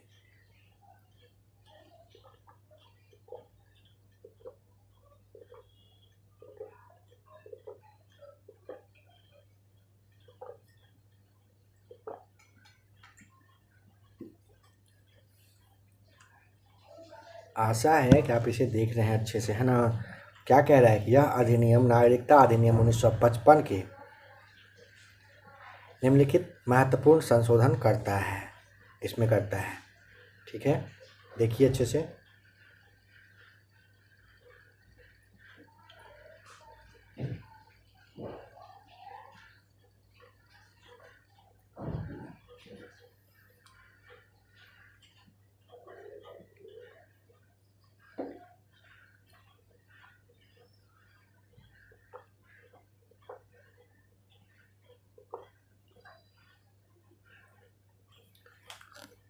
है ना, आपने देख लिया ना। 31 दिसंबर 2014 तक अफगानिस्तान, बांग्लादेश, पाकिस्तान से हिंदू, सिख, बौद्ध, जैन, पारसी, जिससे आप ईसाई हैं, ये सब आए तो रह सकते हैं यहाँ पर। 11 से 5 वर्ष कर दिया गया। 5 वर्ष रहिए, नागरिकता लीजिए। और एक बात क्या किया गया यहाँ पर, यह जो अधिनियम है, कुछ दिन पहले आपने देखा होगा नॉर्थ ईस्ट में काफ़ी ज़्यादा कुछ साल पहले विद्रोह हो रहा था इसके लिए। असम, मेघालय, मिजोरम और त्रिपुरा के आदिवासी क्षेत्र के जो लोग हैं ना, उनको डर लगता था कि अगर इन सब देशों से आ गए लोग, मेरे यहाँ बसेंगे और हम लोग का जो संस्कृति है, कल्चर है, वो समाप्त हो जाएगा। तो वैसा ना हो उसके लिए ना इन सब एरिया में कह रहा है कि इसके अंतर्गत आंतरिक सीमा के अंतर्गत आने वाले क्षेत्रों के अवैध प्रवासियों पर लागू नहीं होगा। मतलब वो जगह पर वो लोग नहीं बस पाएंगे, कहने का ये मतलब यहाँ पर है। चलिए अब आते हैं फंडामेंटल राइट्स यानी कि मूल अधिकार पर। अध्याय नंबर 6 है। संविधान के किस भाग को भारत का मैग्ना कार्टा कहा जाता है? ऑप्शन नंबर हो जाएगा सी, यानी कि भाग तीसरा को क्या कहा जाता है? भारत का मैग्ना कार्टा कहा जाता है। भारतीय संविधान में किस अनुच्छेद के अंतर्गत नागरिकों को मौलिक अधिकार प्रदान किया गया है? तो मौलिक अधिकार दिया गया अनुच्छेद 12 से 35 में। 12 से 35 में मौलिक अधिकारों के निलंबन के विषय में सत्य है। क्या सत्य है? तो सत्य है कि आपातकालीन स्थिति में निलंबित किए जा सकते हैं। कौन सा? मौलिक अधिकार। भारतीय संविधान में वर्णित मूल अधिकार कहाँ से लिया गया है? तो मूल अधिकार लिया गया है अमेरिका से। ऑप्शन नंबर बी सही जवाब होगा। मौलिक अधिकार की प्रकृति कैसी है? मौलिक अधिकार के बारे में पूछा गया है। मौलिक अधिकार वाद योग्य है। ऑप्शन नंबर ए सही जवाब है। मूल अधिकारों से संबंधित निम्नलिखित निर्णयों का सही कालक्रम को चुनिए। बताइए क्या सही जवाब होगा। देखते हैं। मूल अधिकार से संबंधित जो निर्णय है ना, सबसे पहले आया था एस के गोपालन बनाम मद्रास राज्य, फिर आया था ये गोलकनाथ बनाम पंजाब राज्य, फिर आया था आपका केशवानंद भारती, और चौथा में आया था मिनर्वा मिल्स। इस तरह से सही जवाब है 4, 1, 2, 3। ऑप्शन नंबर 6 का हो जाएगा सी सही जवाब। किस वाद में संसद को मौलिक अधिकारों में संशोधन का अधिकार है? तो ऑप्शन नंबर हो जाएगा केशवानंद भारती वाद में। कौन से वाद में संसद को मौलिक अधिकार में संशोधन का अधिकार दिया गया है? केशवानंद भारती वाद में। भारत के सर्वोच्च न्यायालय ने संविधान की मूल संरचना का प्रतिपादन निम्नलिखित में से किस मुकदमे में किया? नंबर 8 का हो जाएगा सी राइट आंसर, केशवानंद भारती बनाम केरल राज्य में किया था। भारत के सर्वोच्च न्यायालय ने संविधान की मूल संरचना यानी कि बुनियादी ढांचा सिद्धांत का प्रतिपादन निम्नलिखित में से किस मुकदमे में? केशवानंद भारती बनाम केरल राज्य में किया था। कौन सा कथन सत्य नहीं है? तो आइए देखते हैं। कह रहा के एम मुंशी संविधान की प्रारूप समिति के एक सदस्य थे? हाँ थे। संविधान सभा द्वारा भारतीय संविधान स्वीकार किया गया एकदम। बलवंत राय मेहता की रिपोर्ट 1957 द्वारा पंचायती राज की संस्तुति की गई? बिल्कुल की गई। संविधान में वर्णित मूल अधिकार के संरक्षण भारत के राष्ट्रपति हैं? नहीं, सुप्रीम कोर्ट होता है। डी हो जाएगा राइट आंसर। गलत है यह कथन। संविधान के अंतर्गत मूल अधिकारों का संरक्षणकर्ता कौन है? सर्वोच्च न्यायालय। ऑप्शन नंबर तीसरा होगा। निम्नलिखित में से किसको संविधान द्वारा प्राप्त मौलिक अधिकारों को लागू करने की शक्ति दी गई है? सर्वोच्च न्यायालय और उच्च न्यायालय को। ऑप्शन नंबर डी हो जाएगा। कह रहे कि भारतीय संविधान के अनुच्छेद 13 का मुख्य उद्देश्य निम्नलिखित में से किसके संदर्भ में संविधान की सर्वोच्चता सुनिश्चित करना है? ऑप्शन नंबर बी हो जाएगा मौलिक अधिकार का। भारतीय संविधान के अनुच्छेद 13 का मुख्य उद्देश्य निम्नलिखित में से किसके संदर्भ में संविधान की सर्वोच्चता? तो मौलिक अधिकार का सही जवाब है। धर्म आदि के आधार पर विभेद का प्रतिषेध भारत के संविधान का अनुच्छेद 15 में है। यह एक कह रहा है कि मूल अधिकार है जिसे इसके अधीन वर्गीकृत किया जाएगा। किसके अधीन इसे रखा जाएगा? इसे ना समता के अधिकार के तहत रखा जाता है। समता के अधिकार के। शिक्षा का अधिकार मौलिक अधिकारों में कब सम्मिलित किया गया? तो शिक्षा के अधिकार को मौलिक अधिकार में ना 86वें संविधान संशोधन अधिनियम 2002 के द्वारा किया गया था। ठीक है, शिक्षा का अधिकार मौलिक अधिकार में कब सम्मिलित किया गया? तो 86वें संविधान संशोधन अधिनियम 2002 के द्वारा किया गया है। निम्नलिखित में से कौन सा एक सही है? भारतीय संविधान में मूल अधिकारों को शामिल करने के लिए नेहरू रिपोर्ट 1928 ने समर्थन किया था मूल अधिकार को। हाँ ठीक तो है, 15 का ए ही सही जवाब है। कह रहे कि भारतीय संविधान में समता का अधिकार 5 अनुच्छेदों द्वारा प्रदान किया गया है। कौन सा है? अभी आपने देखा था भारतीय संविधान में समता के अधिकार 5 अनुच्छेद में प्रदान किया गया है ना। 14 से 18 में आप यहाँ पर टिक करोगे, सही जवाब होगा ऑप्शन नंबर 3। उच्च न्यायालय व्यक्तिगत स्वतंत्रता के लिए निम्नलिखित में से किस रीट को जारी कर सकता है? तो कर सकता है बंदी प्रत्यक्षीकरण। व्यक्तिगत स्वतंत्रता के लिए पूछेगा बंदी प्रत्यक्षीकरण। संविधान के किस अनुच्छेद में विधि के समान संरक्षण का प्रावधान है? तो अनुच्छेद 14 में है, ऑप्शन नंबर 3 सही जवाब है। संविधान के किस अनुच्छेद में विधि के समान संरक्षण का प्रावधान है? अनुच्छेद 14 में। बंदी बनाए गए व्यक्ति के मौलिक अधिकारों की रक्षा किस अनुच्छेद में प्रदत्त है? अनुच्छेद हो जाएगा ऑप्शन नंबर डी 22 में प्रदत्त है। बंदी बनाए गए व्यक्ति के मौलिक अधिकार की रक्षा किस अनुच्छेद में? अनुच्छेद 22 हो जाएगा 19 का डी सही जवाब। भारत में मौलिक अधिकारों के संबंध में निम्नलिखित वक्तव्यों पर विचार करिए और नीचे दिए गए कूट से सही विकल्प का चयन करिए। ये राज्यकृत के विरुद्ध एक गारंटी है? हाँ है। ये संविधान के भाग 3 में सूचीबद्ध है, एकदम है। भारत में मौलिक अधिकार के संबंध में कह रहा है। ये सामाजिक, आर्थिक और राजनीतिक न्याय सुनिश्चित, गलत। यह संयुक्त राज्य अमेरिका में अधिकारों के बिल की भांति नहीं है, गलत, बिल की भांति ही है। ऑप्शन ए टिक करेंगे, पहला दूसरा सही है। भारत के संविधान में शोषण के विरुद्ध अधिकार के अंतर्गत निम्नलिखित में से कौन से शामिल हैं? क्या शामिल हैं? मानव देह का व्यापार और बंधुआ मजदूर जो बेगारी होता है उसका निषेध है, शोषण के विरुद्ध में आएगा। और अस्पृश्यता तो इसमें नहीं आएगा, अल्पसंख्यक इसमें नहीं आएगा। कारखाना और खदान में बच्चों के नियोजन का निषेध, हाँ यह दोनों आता है, पहला चौथा सी को आप टिक करोगे यहाँ पर। भारतीय संविधान के जो तहत है शोषण के विरुद्ध में आता है, ठीक है। शोषण नहीं कर सकते हो आप, इस तरह का काम नहीं करवा सकते हो किसी से। कह रहे किस क्षेत्र में सेना विधि जो लागू होता है इस पर संविधान में किस अनुच्छेद के अंतर्गत मूल अधिकारों पर निबंधन लगाया जा सकता है? अनुच्छेद 34 के तहत 22 का हो जाएगा सी राइट आंसर है। संविधान के किस प्रावधान के द्वारा अस्पृश्यता का उन्मूलन किया गया है? ये तो खरा रट्टा होगा आपको, है ना। 17 के तहत किया गया। नंबर 24 पर आइए, बताइए सूची को मिला करके क्या सही है, देखते हैं। उपाधियों का अंत होता है अनुच्छेद 18 में, ठीक है। धार्मिक मामलों के प्रबंध की स्वतंत्रता 26 पर आ जाइए। अल्पसंख्यकों की भाषा की संरक्षण 29 में है। शिक्षा का अधिकार 21 के क में है। 24 का डी सही जवाब है। हाल ही में परिभाषित किया गया निजता का अधिकार किस अनुच्छेद के अंतर्गत आता है? निजता आता है अनुच्छेद 21 के तहत। 25 का ए सही जवाब हो जाएगा। भारतीय संविधान में स्वतंत्रता का अधिकार किस अनुच्छेद के तहत है? स्वतंत्रता का पूछेगा, अनुच्छेद 19 से लेकर के अनुच्छेद 22 तक में आता है। कौन सा? स्वतंत्रता का अधिकार। निम्नलिखित में से किस अनुच्छेद में वर्णित मूल अधिकारों को राष्ट्रपति द्वारा निलंबित किया जा सकता है?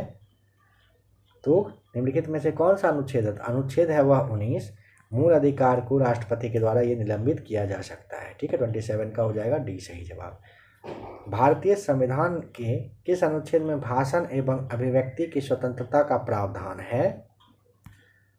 अनुच्छेद 19 में है।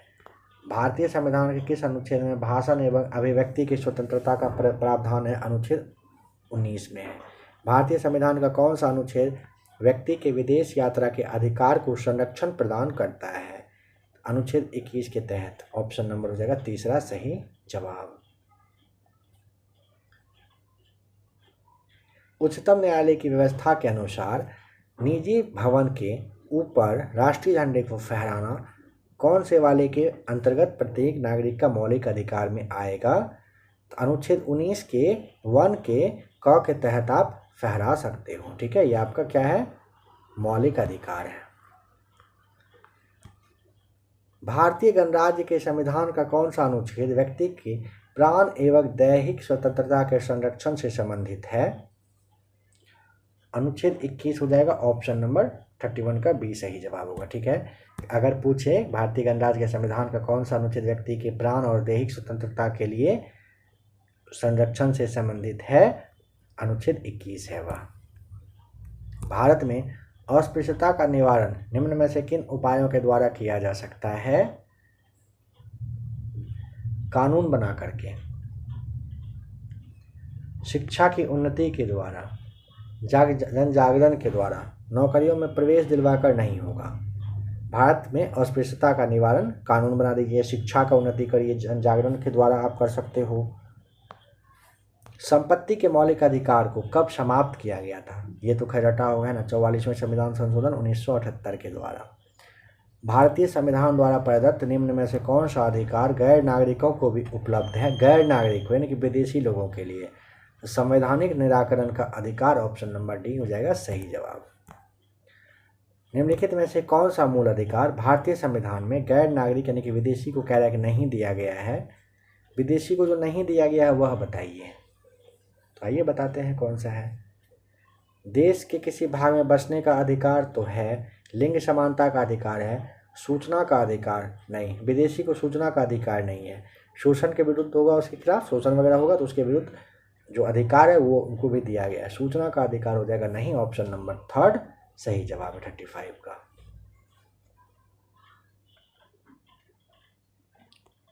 नंबर 36 है, निम्नलिखित में से कौन सा कृत्य संविधान के अनुच्छेद 21 के दायरे में नहीं आता है? बताएं। तो देखते हैं क्या नहीं आता है। सबसे पहला कह रहा है एक चिकित्सक द्वारा घायल को चिकित्सीय सहायता देना, यह तो आता है।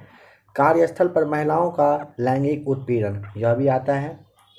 पानी की गुणवत्ता को दूषित करना, यह भी आता है। मृत्यु दंड नहीं आता है। नंबर 36 में ना डी को आप याद रख लीजिएगा, ठीक है, डी सही जवाब हो जाएगा। नंबर 37 कह रहा है उन मौलिक अधिकारों का चयन करिए जो भारतीय नागरिकों को प्राप्त है परंतु गैर नागरिकों को नहीं।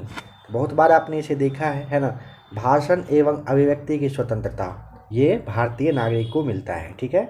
कानून के समक्ष समता, अल्पसंख्यक का जो अधिकार है तो यह भी मिलता है। तो यह दोनों क्या है? भारतीय नागरिक को प्राप्त होता है, ठीक है। मौलिक अधिकार ये हैं भारत के लोगों का। तो ए आपको टिक करना है, पहला और तीसरा यहाँ पर सही जवाब हो जाएगा। निम्नलिखित में से कह रहा है निम्न में से कौन सा भारतीय संविधान में निहित समानता के मौलिक अधिकार में सम्मिलित नहीं है? तो कानून के समक्ष समानता है, सामाजिक समानता है, अवसर की समानता है, आर्थिक नहीं आता है। ये आपको पता होगा है ना, मौलिक अधिकार में नहीं आता है। क्या नहीं आता है? आर्थिक मतलब पैसा, फाइनेंशियल के बारे में कहा जा रहा है ना। चलिए नंबर 39 पर आ जाइए। यहाँ पर रीट और उनका जो अर्थ है ये दिया गया है, किसका क्या मतलब होता है अब आप बताएं। 39 में क्या होगा तो देखते हैं। सबसे पहला है बंदी प्रत्यक्षीकरण। ये तो होता है क्या कि हम जो कोई व्यक्ति है उसको सशरीर उपस्थित करना। बंदी मतलब समझ गए ना, बंद कर देना ऐसे समझिए। तो उसको क्या करना है? उपस्थित करवाना है, वापस लाइए सही से। परमादेश मतलब होता है, परमादेश में ही छुपा हुआ शब्द है, परमादेश देश आदेश, ठीक है। फिर आपका सी में है प्रतिषेध। प्रतिषेध का मतलब होता है, आपने देखा होगा बहुत जगह लिखा रहता है प्रतिषेध मतलब मना कर देना, नहीं आना है, अंदर नहीं आना है। एंट्री के टाइम में इसी से मिलता जुलता हुआ शब्द रहता है, ध्यान करिए क्या रहता है। उत्प्रेषण का मतलब होता है मान लेना, ठीक है। और अधिकार प्रेक्षा का मतलब होता है क्या? अधिकार प्रेक्षा का मतलब होता है किस अधिकार से, इसे भी याद रखिएगा। यानी कि 39 का अगर आप ऑप्शन देखना चाहो ना तो तीसरा यानी कि सी सही जवाब हो जाएगा। चलिए नेक्स्ट क्वेश्चन कह रहा है निम्न में से कौन सा अधिकार मौलिक अधिकार से हटाकर एक सामान्य कानूनी अधिकार बना दिया गया है? आशा है कि आपको ऑप्शन दिख रहा है और आप समझ भी गए होंगे कौन सा है वो, है ना। संपत्ति के अधिकार को 300 के क में डाला जा चुका है, ये आपको पता है अच्छे से। ऑप्शन नंबर यहाँ पर बी हो जाएगा सही जवाब, ठीक है। नेक्स्ट क्वेश्चन आइए 41। निम्नलिखित में से किस आधार पर नागरिक के विचार एवं अभिव्यक्ति की स्वतंत्रता पर प्रतिबंध नहीं लगाया जा सकता है? बताएं किस पर नहीं लगाया जा सकता है? भारत की संप्रभुता पर लग सकता है, लोक व्यवस्था पर, न्यायपालिका का अपमान पर लग सकता है, अवांछनीय आलोचना नहीं होगा यहाँ पर। निम्नलिखित में से किस आधार पर नागरिक के विचार एवं अभिव्यक्ति की स्वतंत्रता प्रतिबंधित आप नहीं कर सकते हो?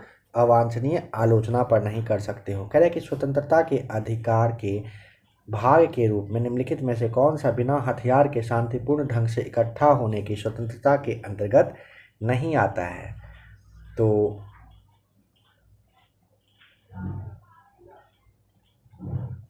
कह रहे स्वतंत्रता के अधिकार के भाग के रूप में निम्नलिखित में से कौन सा बिना हथियार के शांतिपूर्ण ढंग से इकट्ठा होने की स्वतंत्रता के तहत नहीं आता है?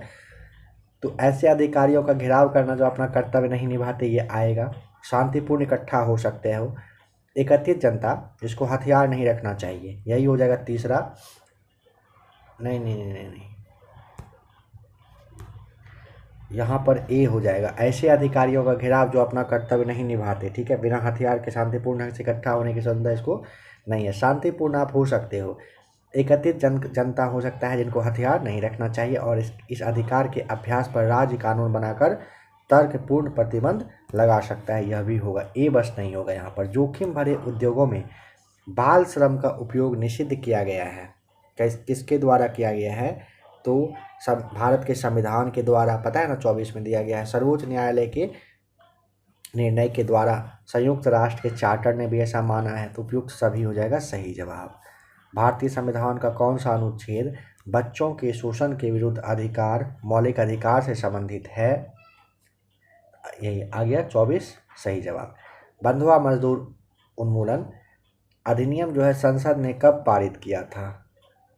तो वर्ष 1976 में किया था। बंधुआ मजदूर उन्मूलन अधिनियम अगर पूछे कब पारित हुआ था, 1976 में हुआ था। कौन सा यहाँ पर सही मैच किया हुआ नहीं है 46 में? तो देखते हैं। अनुच्छेद 23 मानव के दुर्व्यापार एवं बलात् श्रम का प्रतिबंध करता है? हाँ, करता है। अनुच्छेद 24 कारखानों आदि में बालकों के नियोजन का प्रतिषेध एकदम करता है।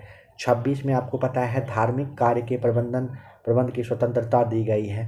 कैरेक्ट 29 में शिक्षण संस्थानों की स्थापना और प्रशासन करने का अल्पसंख्यकों का अधिकार, प्रशासन करने का अधिकार है, अल्पसंख्यकों का नहीं है। ऑप्शन नंबर यहाँ पर डी जो है ना गलत दिया हुआ है। नंबर 47 पर आइए। काफ़ी इंपॉर्टेंट टॉपिक है, इसीलिए लगभग 55-60 के आसपास सवाल यहाँ से आपको देखने को मिलेंगे। कह रहे हैं कि संपत्ति के अधिकार को किस संविधान संशोधन के द्वारा मौलिक अधिकार से अलग कर दिया गया, पृथक कर दिया गया? 44वां संविधान संशोधन 1978 के द्वारा।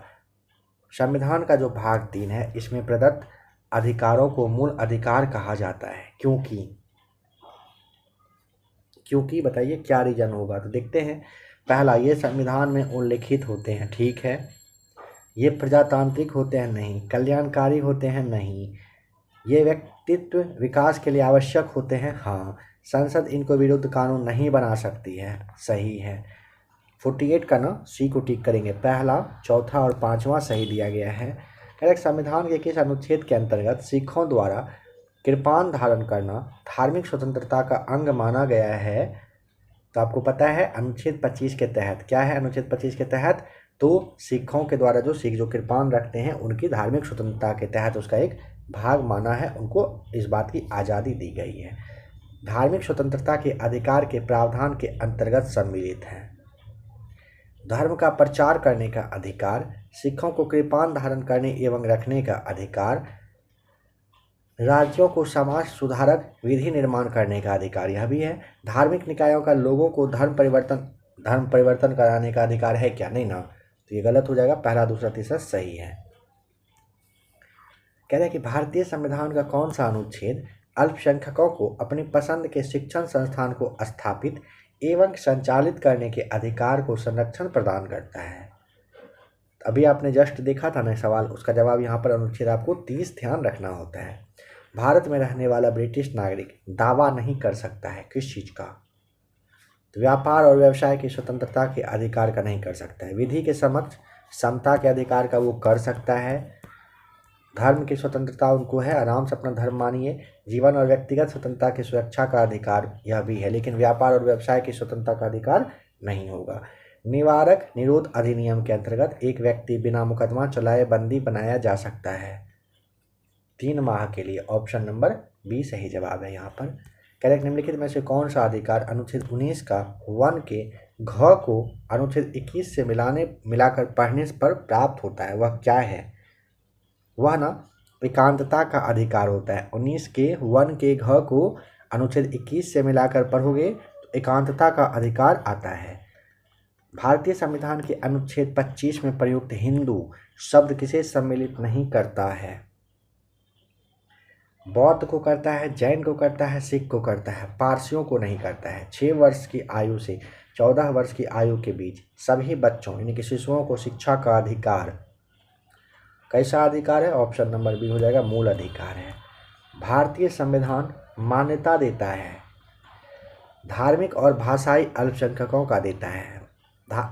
जो भारतीय संविधान है मान्यता देता है किस चीज़ का? धार्मिक और भाषाई अल्पसंख्यकों का। ठीक है, अब यहाँ पर कुछ मूल अधिकार और उनके अनुच्छेद हैं जिसे कि आपको याद होना ही चाहिए।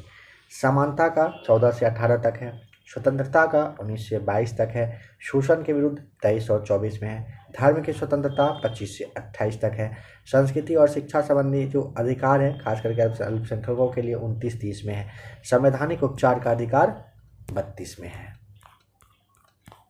अब यहाँ पर आता है राज्य का नीति निर्देशक तत्व जो होता है, ये पता है आपको ना, काफ़ी इंपॉर्टेंट है, यहाँ से सवाल आता ही है।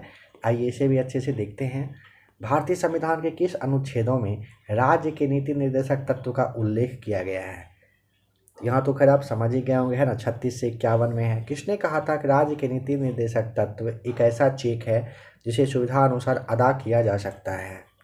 तो ये कहने वाले व्यक्ति थे के.टी. शाह। Option number 3। निम्नलिखित में से कौन सा नीति निर्देशक तत्व है? नीति निर्देशक तत्व कौन सा है? तो वह है आपका समान नागरिक संहिता। ए राइट आंसर होगा। नीति निर्देशक सिद्धांत है अवाद योग्य है। नीति निर्देशक सिद्धांत अवाद योग्य है। निम्नलिखित में से किसे साधारण बहुमत द्वारा संशोधित किया जा सकता है? ऑप्शन नंबर साधारण बहुमत कह रहा है ना, तो राज्य का नीति निर्देशक तत्व को संसद के नियम जो चलते हैं, नियम संसद को चलाने का जो नियम होता है उसको, नए राज्य का गठन, इन सबको आप साधारण बहुमत के द्वारा संशोधित कर सकते हो। कार्य करने के अधिकार को राज्य के नीति निर्देशक तत्वों में निम्नलिखित में से किस अनुच्छेद के अंतर्गत रखा गया? कार्य करने का अधिकार पूछे ना, तो अनुच्छेद 41 में है। ठीक है, कार्य करने के अधिकार को राज्य के नीति निर्देशक तत्वों में रखा गया है अनुच्छेद 41 के तहत। संविधान का कौन सा भाग राज्य के नीति निर्देशक सिद्धांतों से संबंधित है? भाग 4 हो जाएगा। भाग 4 राज्य के नीति निर्देशक सिद्धांत से संबंधित है।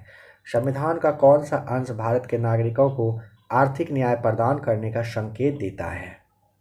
तो राज्य का नीति निर्देशक तत्व हो जाएगा ए सही जवाब। संविधान का कौन सा अंश भारत के नागरिकों को आर्थिक न्याय प्रदान करने का संकेत राज्य का नीति निर्देशक तत्व है? वह क्या है? राज्य का नीति निर्देशक तत्व कह रहा है कि भारत के संविधान के अंतर्राष्ट्रीय शांति और सुरक्षा को प्रोत्साहन देना किस भाग में सन्निहित है?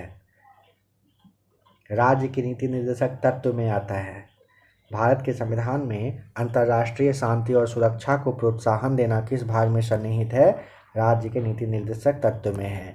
भारतीय संविधान के किस भाग में न्यायपालिका तथा कार्यपालिका को पृथक करने का प्रावधान है?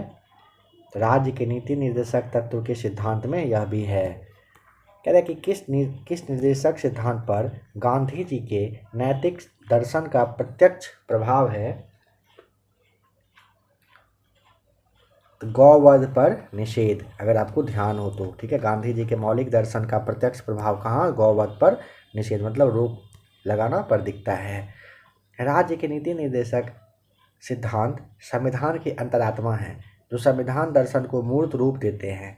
किसने कहा? ग्रेनविले ऑस्टिन ने कहा है। राज्य का जो नीति निर्देशक सिद्धांत है संविधान की अंतरात्मा है जो संविधान दर्शन को मूर्त रूप देता है, यह किसने कहा? तो ग्रेनविले ऑस्टिन ने कहा है। कह रहे किस नीति निर्देशक सिद्धांत को प्रायः समाजवादी माना जाता है? ए राइट आंसर। महिलाओं एवं पुरुषों को समान कार्य के लिए समान वेतन सही जवाब हो जाएगा। ठीक है, कौन सा नीति निर्देशक सिद्धांत को प्रायः समाजवादी माना जाता है? तो महिलाओं और पुरुषों को समान कार्य के लिए समान वेतन सही जवाब है। कह रहे कि राज्य के नीति निर्देशक सिद्धांत में सम्मिलित नहीं है। क्या नहीं सम्मिलित है? तो मद्य निषेध है, काम का अधिकार है, समान कार्य के लिए समान वेतन है, सूचना का अधिकार राज्य के नीति निर्देशक सिद्धांत में नहीं आता है। दोस्तों याद रखिएगा, ठीक है। राज्य के नीति निर्देशक सिद्धांत में सूचना का अधिकार नहीं आता है। नंबर 15 है, निम्नलिखित में से कौन सा एक राज्य का नीति निर्देशक सिद्धांत संविधान में बाद में जोड़ा गया? क्या जोड़ा गया था बाद में? देखिए, ग्राम पंचायत का गठन पहले था, गौवध पहले था, समान नागरिक संहिता पहले था, निःशुल्क विधि सलाह ये 39 के को मतलब ए में शायद रखा गया है, ए या बी में कन्फ्यूजन है थोड़ा सा, भी 39 में रखा गया, वो अभी आगे हम लोग देखने वाले हैं, ठीक है। कौन सा कह रहा है कि एक राज्य की नीति निर्देशक सिद्धांत संविधान में बाद में निःशुल्क विधिक सलाह, यानी कि वैसा व्यक्ति जिनके पास वकील रखने का पैसा नहीं हो, राज्य का जिम्मेदारी होता है कि उनको वो उपलब्ध करवाएं। राज्य के नीति निर्देशक सिद्धांत किस प्रकार मौलिक अधिकारों से भिन्न है? राज्य के नीति निर्देशक सिद्धांत किस प्रकार कह रहा है? मौलिक अधिकार से भिन्न है ना।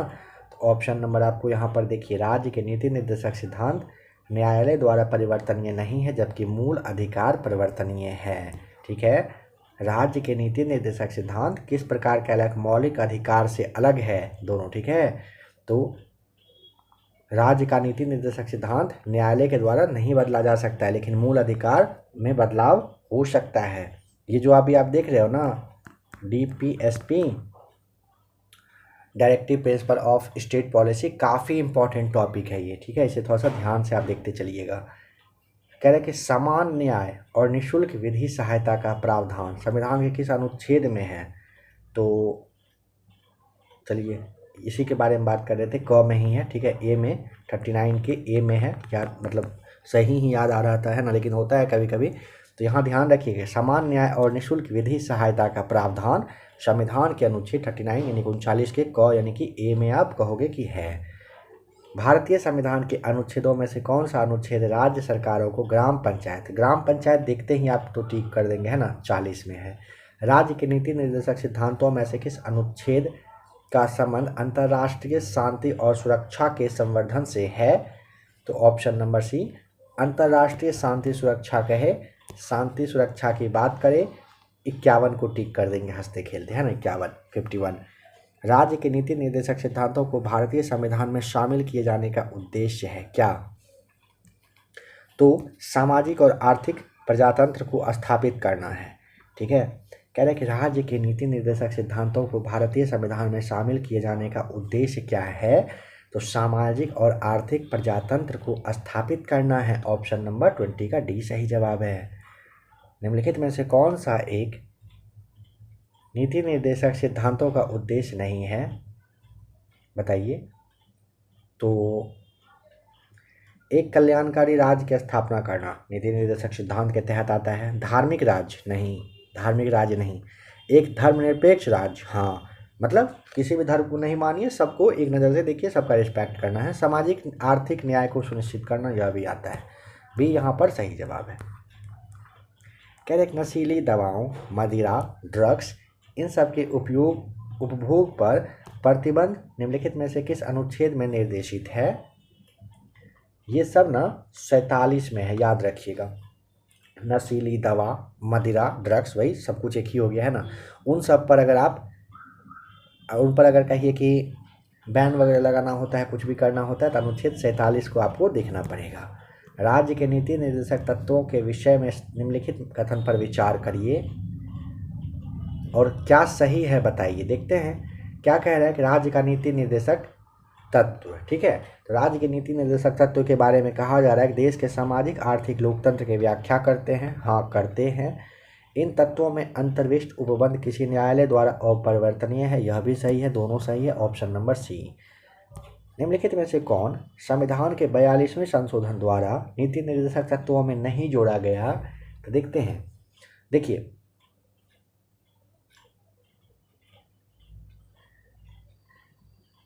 शोषण से बच्चों एवं वयस्कों की सुरक्षा जोड़ा गया, समान न्याय और निःशुल्क कानूनी सहायता जोड़ा गया, समान नागरिक संहिता जस्ट हम लोगों ने देखा था पहले से था, उद्योगों के प्रबंधन में श्रमिकों की भागीदारी को भी जोड़ा गया। सी यहाँ पर 24 का सही जवाब है। कह रहे कि भारत के कल्याणकारी राज्य होने का विचार पाया जाता है कहाँ पर?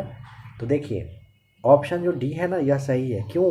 क्योंकि देखने के साथ आप समझ गए होंगे संविधान की प्रस्तावना और राज्य के नीति निर्देशक तत्व में ये दिया गया है, यहाँ से पता चलता है आपको। ठीक है, भारत के संविधान के अनुसार निम्नलिखित में से कौन सा भाग देश के शासन का आधार है? राज्य के नीति निर्देशक तत्व ऑप्शन नंबर सी। भारत के संविधान के अनुसार निम्नलिखित में से कौन सा भाग देश के शासन का आधार है? राज्य का नीति निर्देशक तत्व 26 का सी सही जवाब आ जाएगा। भारत में निम्नलिखित में से किस भाग में ग्राम पंचायत के संगठन संबंधी प्रावधान किया गया है? ऑप्शन नंबर सी राज्य के नीति निर्देशक सिद्धांत में होगा। भारत में निम्नलिखित में से किस भाग में कह रहा है कि ग्राम पंचायत के संगठन संबंधी प्रावधान, तो राज्य के नीति निर्देशक सिद्धांत में किया गया है। ठीक है, यहाँ से जो आपने डीपीएसपी देखा, यहाँ से जो आपका 27 सवाल है काफ़ी इम्पोर्टेंट है। आशा है कि आप सारे सवालों को रट लिए होंगे। ठीक है, पहले से पता होगा बहुत सारे सवाल, बहुत सारे नहीं पता होंगे, तो सबको आप अच्छे से कवर कर लिए होंगे। अब आएंगे टॉपिक नंबर 8 पर, फंडामेंटल ड्यूटीज जो है आपका, जो कि आपका मूल कर्तव्य है। देखते हैं इसे। संविधान में मौलिक कर्तव्यों को किस वर्ष सम्मिलित किया गया? तो 1976 में किया गया था। ठीक है, संविधान में मौलिक कर्तव्य को 1976 में शामिल किया गया है। निम्नलिखित में से किसकी संस्तुति पर भारतीय संविधान में मूल कर्तव्य शामिल किए गए थे? तो स्वर्ण सिंह समिति के सिफारिश पर हुआ था। भारतीय संविधान में मूल कर्तव्य को शामिल, संविधान में मूल कर्तव्यों का उल्लेख कब किया गया? तो यह ना ऑप्शन तीसरा 42वें संविधान संशोधन में किया गया। अभी आपने देखा भारतीय संविधान में कितने मौलिक कर्तव्य हैं? मौलिक कर्तव्य कितने हैं? 11 हैं। भारत के संविधान के किस भाग में मौलिक कर्तव्य उल्लिखित है? मौलिक कर्तव्य कहाँ पर है? तो भाग 4 यानी कि ए जो उसका है उसी में है। कौन सा एक सही मैच किया हुआ नहीं है? संविधान का भाग और विषय को बताना है। देखते हैं, भाग दूसरे में नागरिकता है, तीसरा में मूल अधिकार है, चौथा में राज्य का नीति निर्देशक तत्व है, पांचवा में मूल कर्तव्य है। क्या गलत हो जाएगा? ठीक है, भारत की प्रभुता, एकता और अखंडता की रक्षा करें और उसे अक्षुण्ण रखें, यह उपबंध किया गया है। कहाँ पर ये लाइन मिलता है? ये मूल कर्तव्य में मिलता है। भारत की प्रभुता, एकता और अखंडता की रक्षा करें, मूल कर्तव्य में। निम्नलिखित में से कौन सा एक मौलिक कर्तव्य कह रहा है नहीं है? बताइए कौन सा नहीं है, कहा है? तो राष्ट्रीय महत्व के स्थानों और स्मारकों की रक्षा करना होगा। निम्नलिखित में से कौन सा एक मौलिक कर्तव्य नहीं है? तो राष्ट्रीय महत्व के स्थान और स्मारकों की रक्षा करना नहीं है। ठीक है, मौलिक कर्तव्य नहीं है ये। राष्ट्रगान का सम्मान करेंगे, राष्ट्रीय संपत्ति का बचाव करेंगे, प्राकृतिक वातावरण का संरक्षण और सुधार करना है। निम्नलिखित में से भारतीय संविधान द्वारा प्रदत्त नागरिकों के मूल कर्तव्यों में से कौन सम्मिलित हैं? मिश्रित संस्कृति की समृद्ध विरासत की रक्षा, सामाजिक अन्याय से कमजोर वर्गों की रक्षा, ये नहीं होगा मूल कर्तव्य में। वैज्ञानिक मनोदशा और खोज की भावना का विकास, व्यक्तिगत और सामूहिक कार्यकलापों के सभी क्षेत्रों में उत्कृष्टता के लिए प्रयत्न, यह भी होगा। 9 का आपको सी पहला, तीसरा, चौथा सही जवाब टिक करना होता है। भारतीय संविधान के अंतर्गत निम्नलिखित में से कौन सा मूल कर्तव्य कह रहा है नहीं है? नहीं है। लोक चुनाव में मतदान करना, ये मूल कर्तव्य में नहीं आएगा। वैज्ञानिक प्रवृत्ति का विकास करना, सार्वजनिक संपत्ति की सुरक्षा करना, संविधान के प्रति निष्ठावान रहना और उसके आदर्शों का सम्मान करना, ये सब आएगा। निम्नलिखित में से कौन सा तत्व भारतीय संविधान के भाग 4 के ए में मूल कर्तव्य में वर्णित नहीं है? राष्ट्रीय ध्वज का आदर करना है, भारत के सभी लोगों के मध्य भाईचारे का भाव विकसित करना भी है, अपने माता पिता और गुरुओं का आदर करना 4A में नहीं आता है ये, और हमारी समग्र संस्कृति की मूल्यवान धरोहर की रक्षा करना, यह भी आता है। एक नागरिक के मूल कर्तव्यों में निम्नलिखित में से कौन सा कर्तव्य सम्मिलित नहीं है? देखते हैं। मूल कर्तव्य में पूछा है ना, यानी कि फंडामेंटल ड्यूटीज में प्राकृतिक पर्यावरण की रक्षा और उसका संवर्धन अभी आपने बहुत बार देखा, तो यह तो होना ही है। स्वतंत्रता के लिए हमारे राष्ट्रीय आंदोलन को प्रेरित करने वाले उच्च आदर्शों को संजोए रखने और उनके पालन करना, यह भी आएगा। अस्पृश्यता मिटाना न मूल कर्तव्य में नहीं आता है। वैज्ञानिक दृष्टिकोण, मानववाद और ज्ञानार्जन तथा सुधार की भावना विकास करना, यह भी आएगा। सी हो जाएगा राइट आंसर, यह नहीं आता है।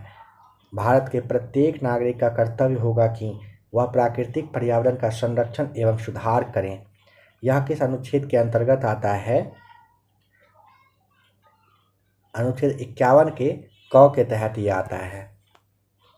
निम्नलिखित में से कौन सा कर्तव्य भारतीय संविधान के अंतर्गत मौलिक कर्तव्यों में सम्मिलित नहीं है? मौलिक कर्तव्य में सम्मिलित कैरेक्ट नहीं है ना। देश की रक्षा करना और राष्ट्र की सेवा करना, यह आएगा कर्तव्य है।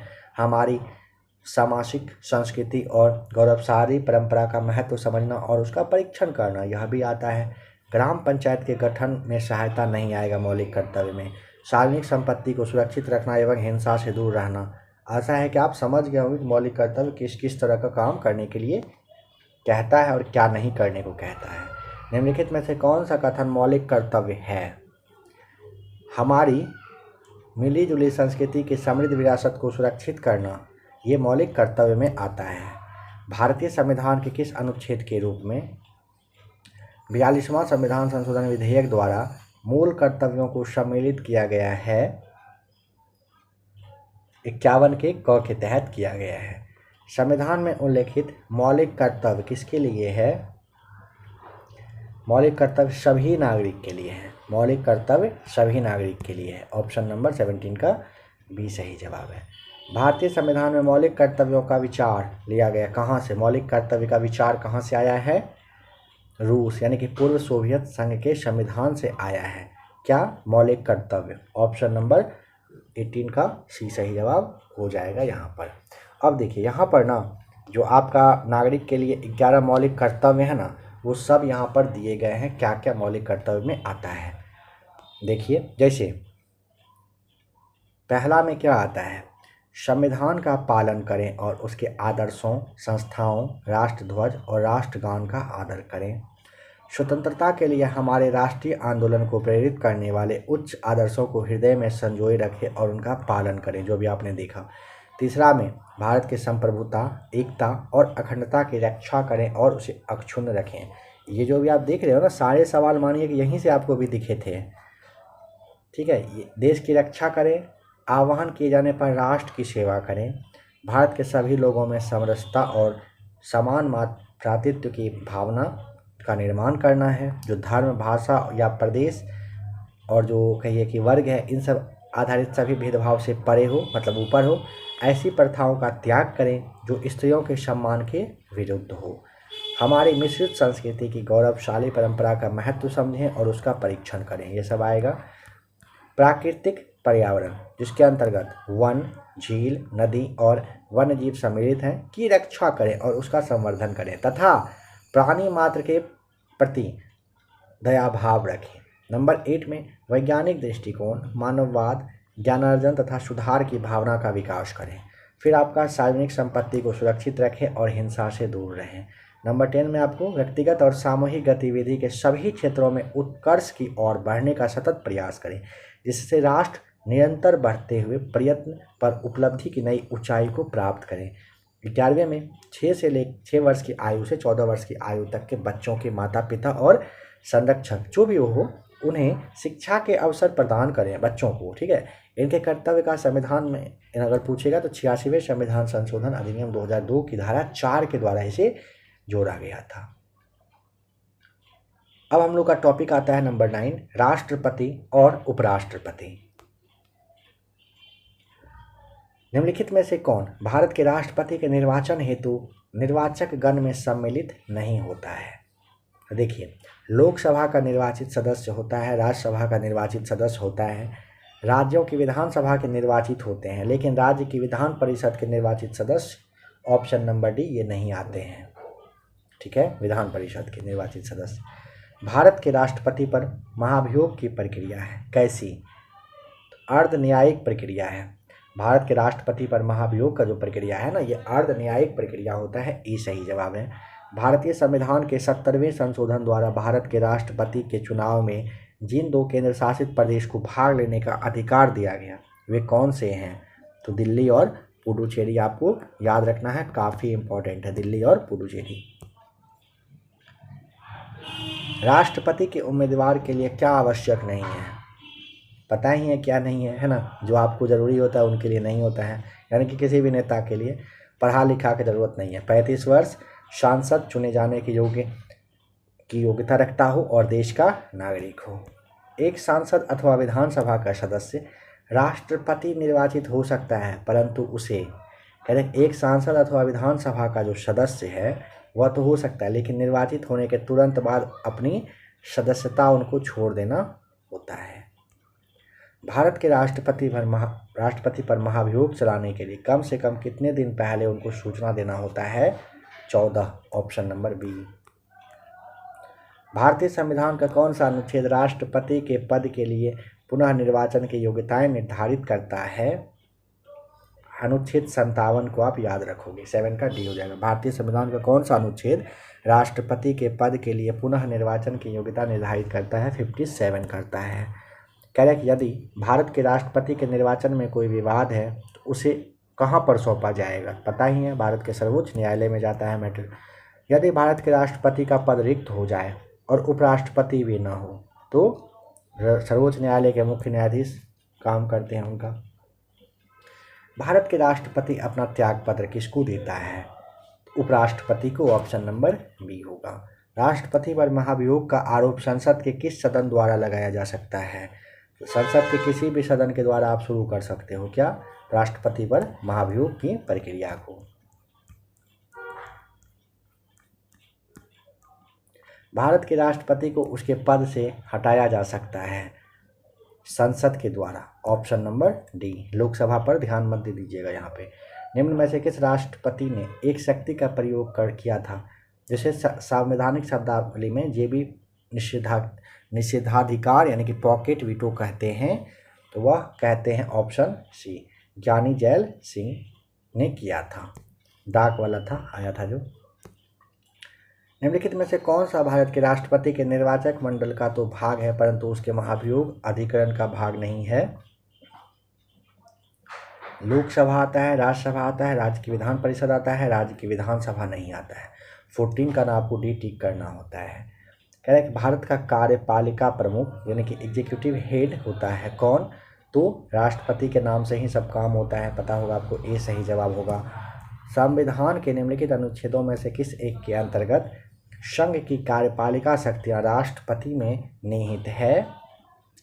अनुच्छेद 53 सही है। संविधान के निम्नलिखित अनुच्छेदों में से किस एक के अंतर्गत संघ की कार्यपालिका शक्ति जो है राष्ट्रपति में है? 53 के तहत है। कह रहे राष्ट्रपति लोकसभा को कब भंग कर सकते हैं? ऑप्शन सी, केंद्रीय मंत्रिमंडल की अनुशंसा पर राष्ट्रपति लोकसभा को भंग कर सकते हैं। नंबर 18 है, भारत के राष्ट्रपति ने जिस एकमात्र मामले में अपने वीटो का शक्ति का प्रयोग किया था वह था भारतीय डाकघर संशोधन विधेयक। क्या था वह? जैसा कि अभी आपको जस्ट बताया गया था, ज्ञानी जैल सिंह साहब किए थे। राज्यसभा का सभापति कौन होता है? तो पता ही आपको, उपराष्ट्रपति होते हैं। संसद के लिए राष्ट्रपति का अभिभाषण कौन तैयार करता है? तो तैयार करने का काम केंद्रीय मंत्रिमंडल के द्वारा किया जाता है। भारत के राष्ट्रपति को महाभियोग द्वारा हटाने की प्रक्रिया निम्नलिखित में से किस अनुच्छेद में वर्णित है? अनुच्छेद 61 में है, राष्ट्रपति पर महाभियोग। निम्न में से किस विषय पर राष्ट्रपति के लिए मंत्रिपरिषद से सलाह लेना आवश्यक नहीं है? राजदूत की नियुक्ति के लिए आवश्यक होता है। विधेयक की स्वीकृति देने पर ना राष्ट्रपति के लिए आवश्यक नहीं होता है। राज्यपाल द्वारा प्रेषित विधेयकों पर स्वीकृति और लोकसभा भंग करना सब होता है मंत्रिपरिषद की सलाह पर। संविधान के अनुसार इनमें से राष्ट्रपति की विधायी शक्ति कौन सी है? अध्यादेश जारी करना। संविधान के किस अनुच्छेद के अंतर्गत भारत के राष्ट्रपति को अध्यादेश जारी करने की शक्ति प्रदान की गई है? अनुच्छेद 123 के तहत। राष्ट्रपति द्वारा जारी एक अध्यादेश संसद का सत्र प्रारंभ यानी कि आरंभ होने के पश्चात कितने समय अवधि पहले उसे रखा जाना आवश्यक होता है? 6 सप्ताह पहले। ऑप्शन नंबर बी हो जाएगा सही जवाब। कह रहे हैं कि संविधान के अनुसार निम्नलिखित में से कौन सी भारत के राष्ट्रपति की शक्ति नहीं है? 26 का क्या होगा बताइए? इन सब में से क्या है जो नहीं है? ऑप्शन नंबर ना संसद के सदनों को संदेश भेजना नहीं होगा। Option number C. आइए 27 पर। निम्नलिखित में से किसने भारत के राष्ट्रपति का पद ग्रहण करने के पूर्व उपराष्ट्रपति के पद पर कार्य नहीं किया था? देखिए, वेंकट रमन साहब किए थे, जाकिर हुसैन किए थे, शंकर दयाल शर्मा किए थे, नीलम संजीव रेड्डी नहीं किए थे। 27 का हो जाएगा बी सही जवाब। ठीक है। भारत के संविधान का कौन सा अनुच्छेद राष्ट्रपति को उच्चतम न्यायालय से परामर्श लेने की शक्ति देता है? 143 के तहत।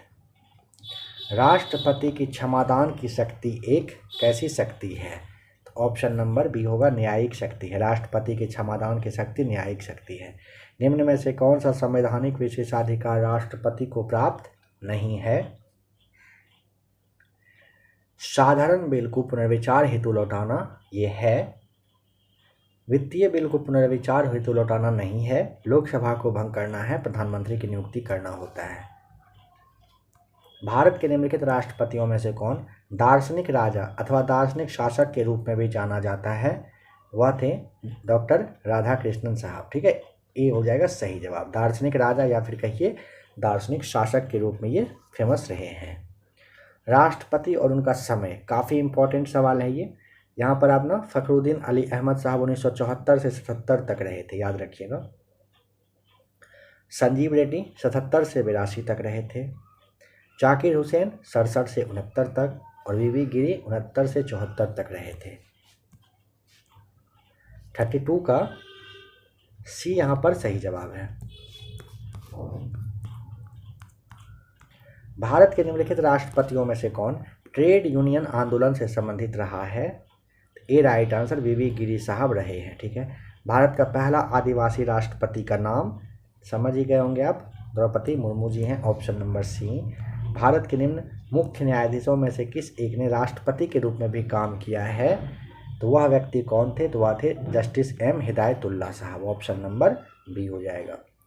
राष्ट्रपति भवन का डिजाइन किया गया था एडविन लुटियंस के द्वारा किया गया था। राष्ट्रपति भवन का डिजाइन तैयार। उपराष्ट्रपति को उसके पद से निम्नलिखित में से किसके प्रस्ताव द्वारा हटाया जा सकता है? उपराष्ट्रपति को ना राज्यसभा के। ऑप्शन नंबर आपको ए बताना होता है। नीचे 4 युग्म दिए गए हैं जिनमें से वह सही युग्म बतलाइए जिसके दोनों व्यक्ति उपराष्ट्रपति बनने से पूर्व राजदूत अथवा उच्चायुक्त के पद पर रहे हैं। इसे ना आप याद कर लीजिए। डॉक्टर एस राधाकृष्णन और वीवी गिरी साहब रहे हैं, दोनों व्यक्ति रहे हैं। ठीक है। क्या कह रहे हैं ना, नीचे दिए गए 4 युग्म में से सही युग्म बताइए जो 2 व्यक्ति उपराष्ट्रपति बनने से पहले पूर्व राजदूत या फिर उच्चायुक्त के पद पर रहे। तो डॉक्टर एस राधाकृष्णन और वीवी गिरी साहब थे। निम्नलिखित में से कौन भारत के उपराष्ट्रपति रहे हैं? फखरुद्दीन अली अहमद। ऑप्शन सेकेंड सही जवाब हो जाएगा। 30 नहीं, एक सेकंड रुकिए, पहले क्या कहा है? उपराष्ट्रपति रहे हैं ना, कहा है। तो अभी आपको बताया गया था मोहम्मद हिदायतुल्लाह साहब सबसे पहले थे और शंकर दयाल शर्मा थे। पहला और चौथा 39 का हो जाएगा सही जवाब। ठीक है। तो ऑप्शन नंबर ये रहा आपका सही जवाब, याद रखेंगे इसे। तो फ्रेंड्स, आज के इस क्लास को यहीं पे करते हैं समाप्त। आशा करता हूँ कि अभी तक आपको क्लास अच्छा लगा होगा। जैसा कि आपको स्टार्टिंग में ही कहे थे, अगर आपको क्लास अच्छा लगा हो तो वीडियो को लाइक शेयर सब्सक्राइब जरूर कर दीजिएगा। टेलीग्राम ग्रुप का लिंक नीचे डिस्क्रिप्शन में दिया गया है। टेलीग्राम ग्रुप से जुड़ना चाहते हैं तो ज़रूर जुड़ जाइएगा। इसका जो पार्ट 2 है, यहाँ स्क्रीन पे आपको समझ लीजिए कि थंबनेल शो करेगा, और नहीं तो आप चाहो तो प्लेलिस्ट में आकर के इसका पार्ट 2, 3 और भी जो इसका क्लास है हिस्ट्री वगैरह का, वहाँ से आप देख लीजिएगा। कुछ कहना हो कमेंट करके बताइए। अब आपको यहाँ पर थंबनेल शो कर रहा है तो टच करके इसे भी आप देख ही लीजिए।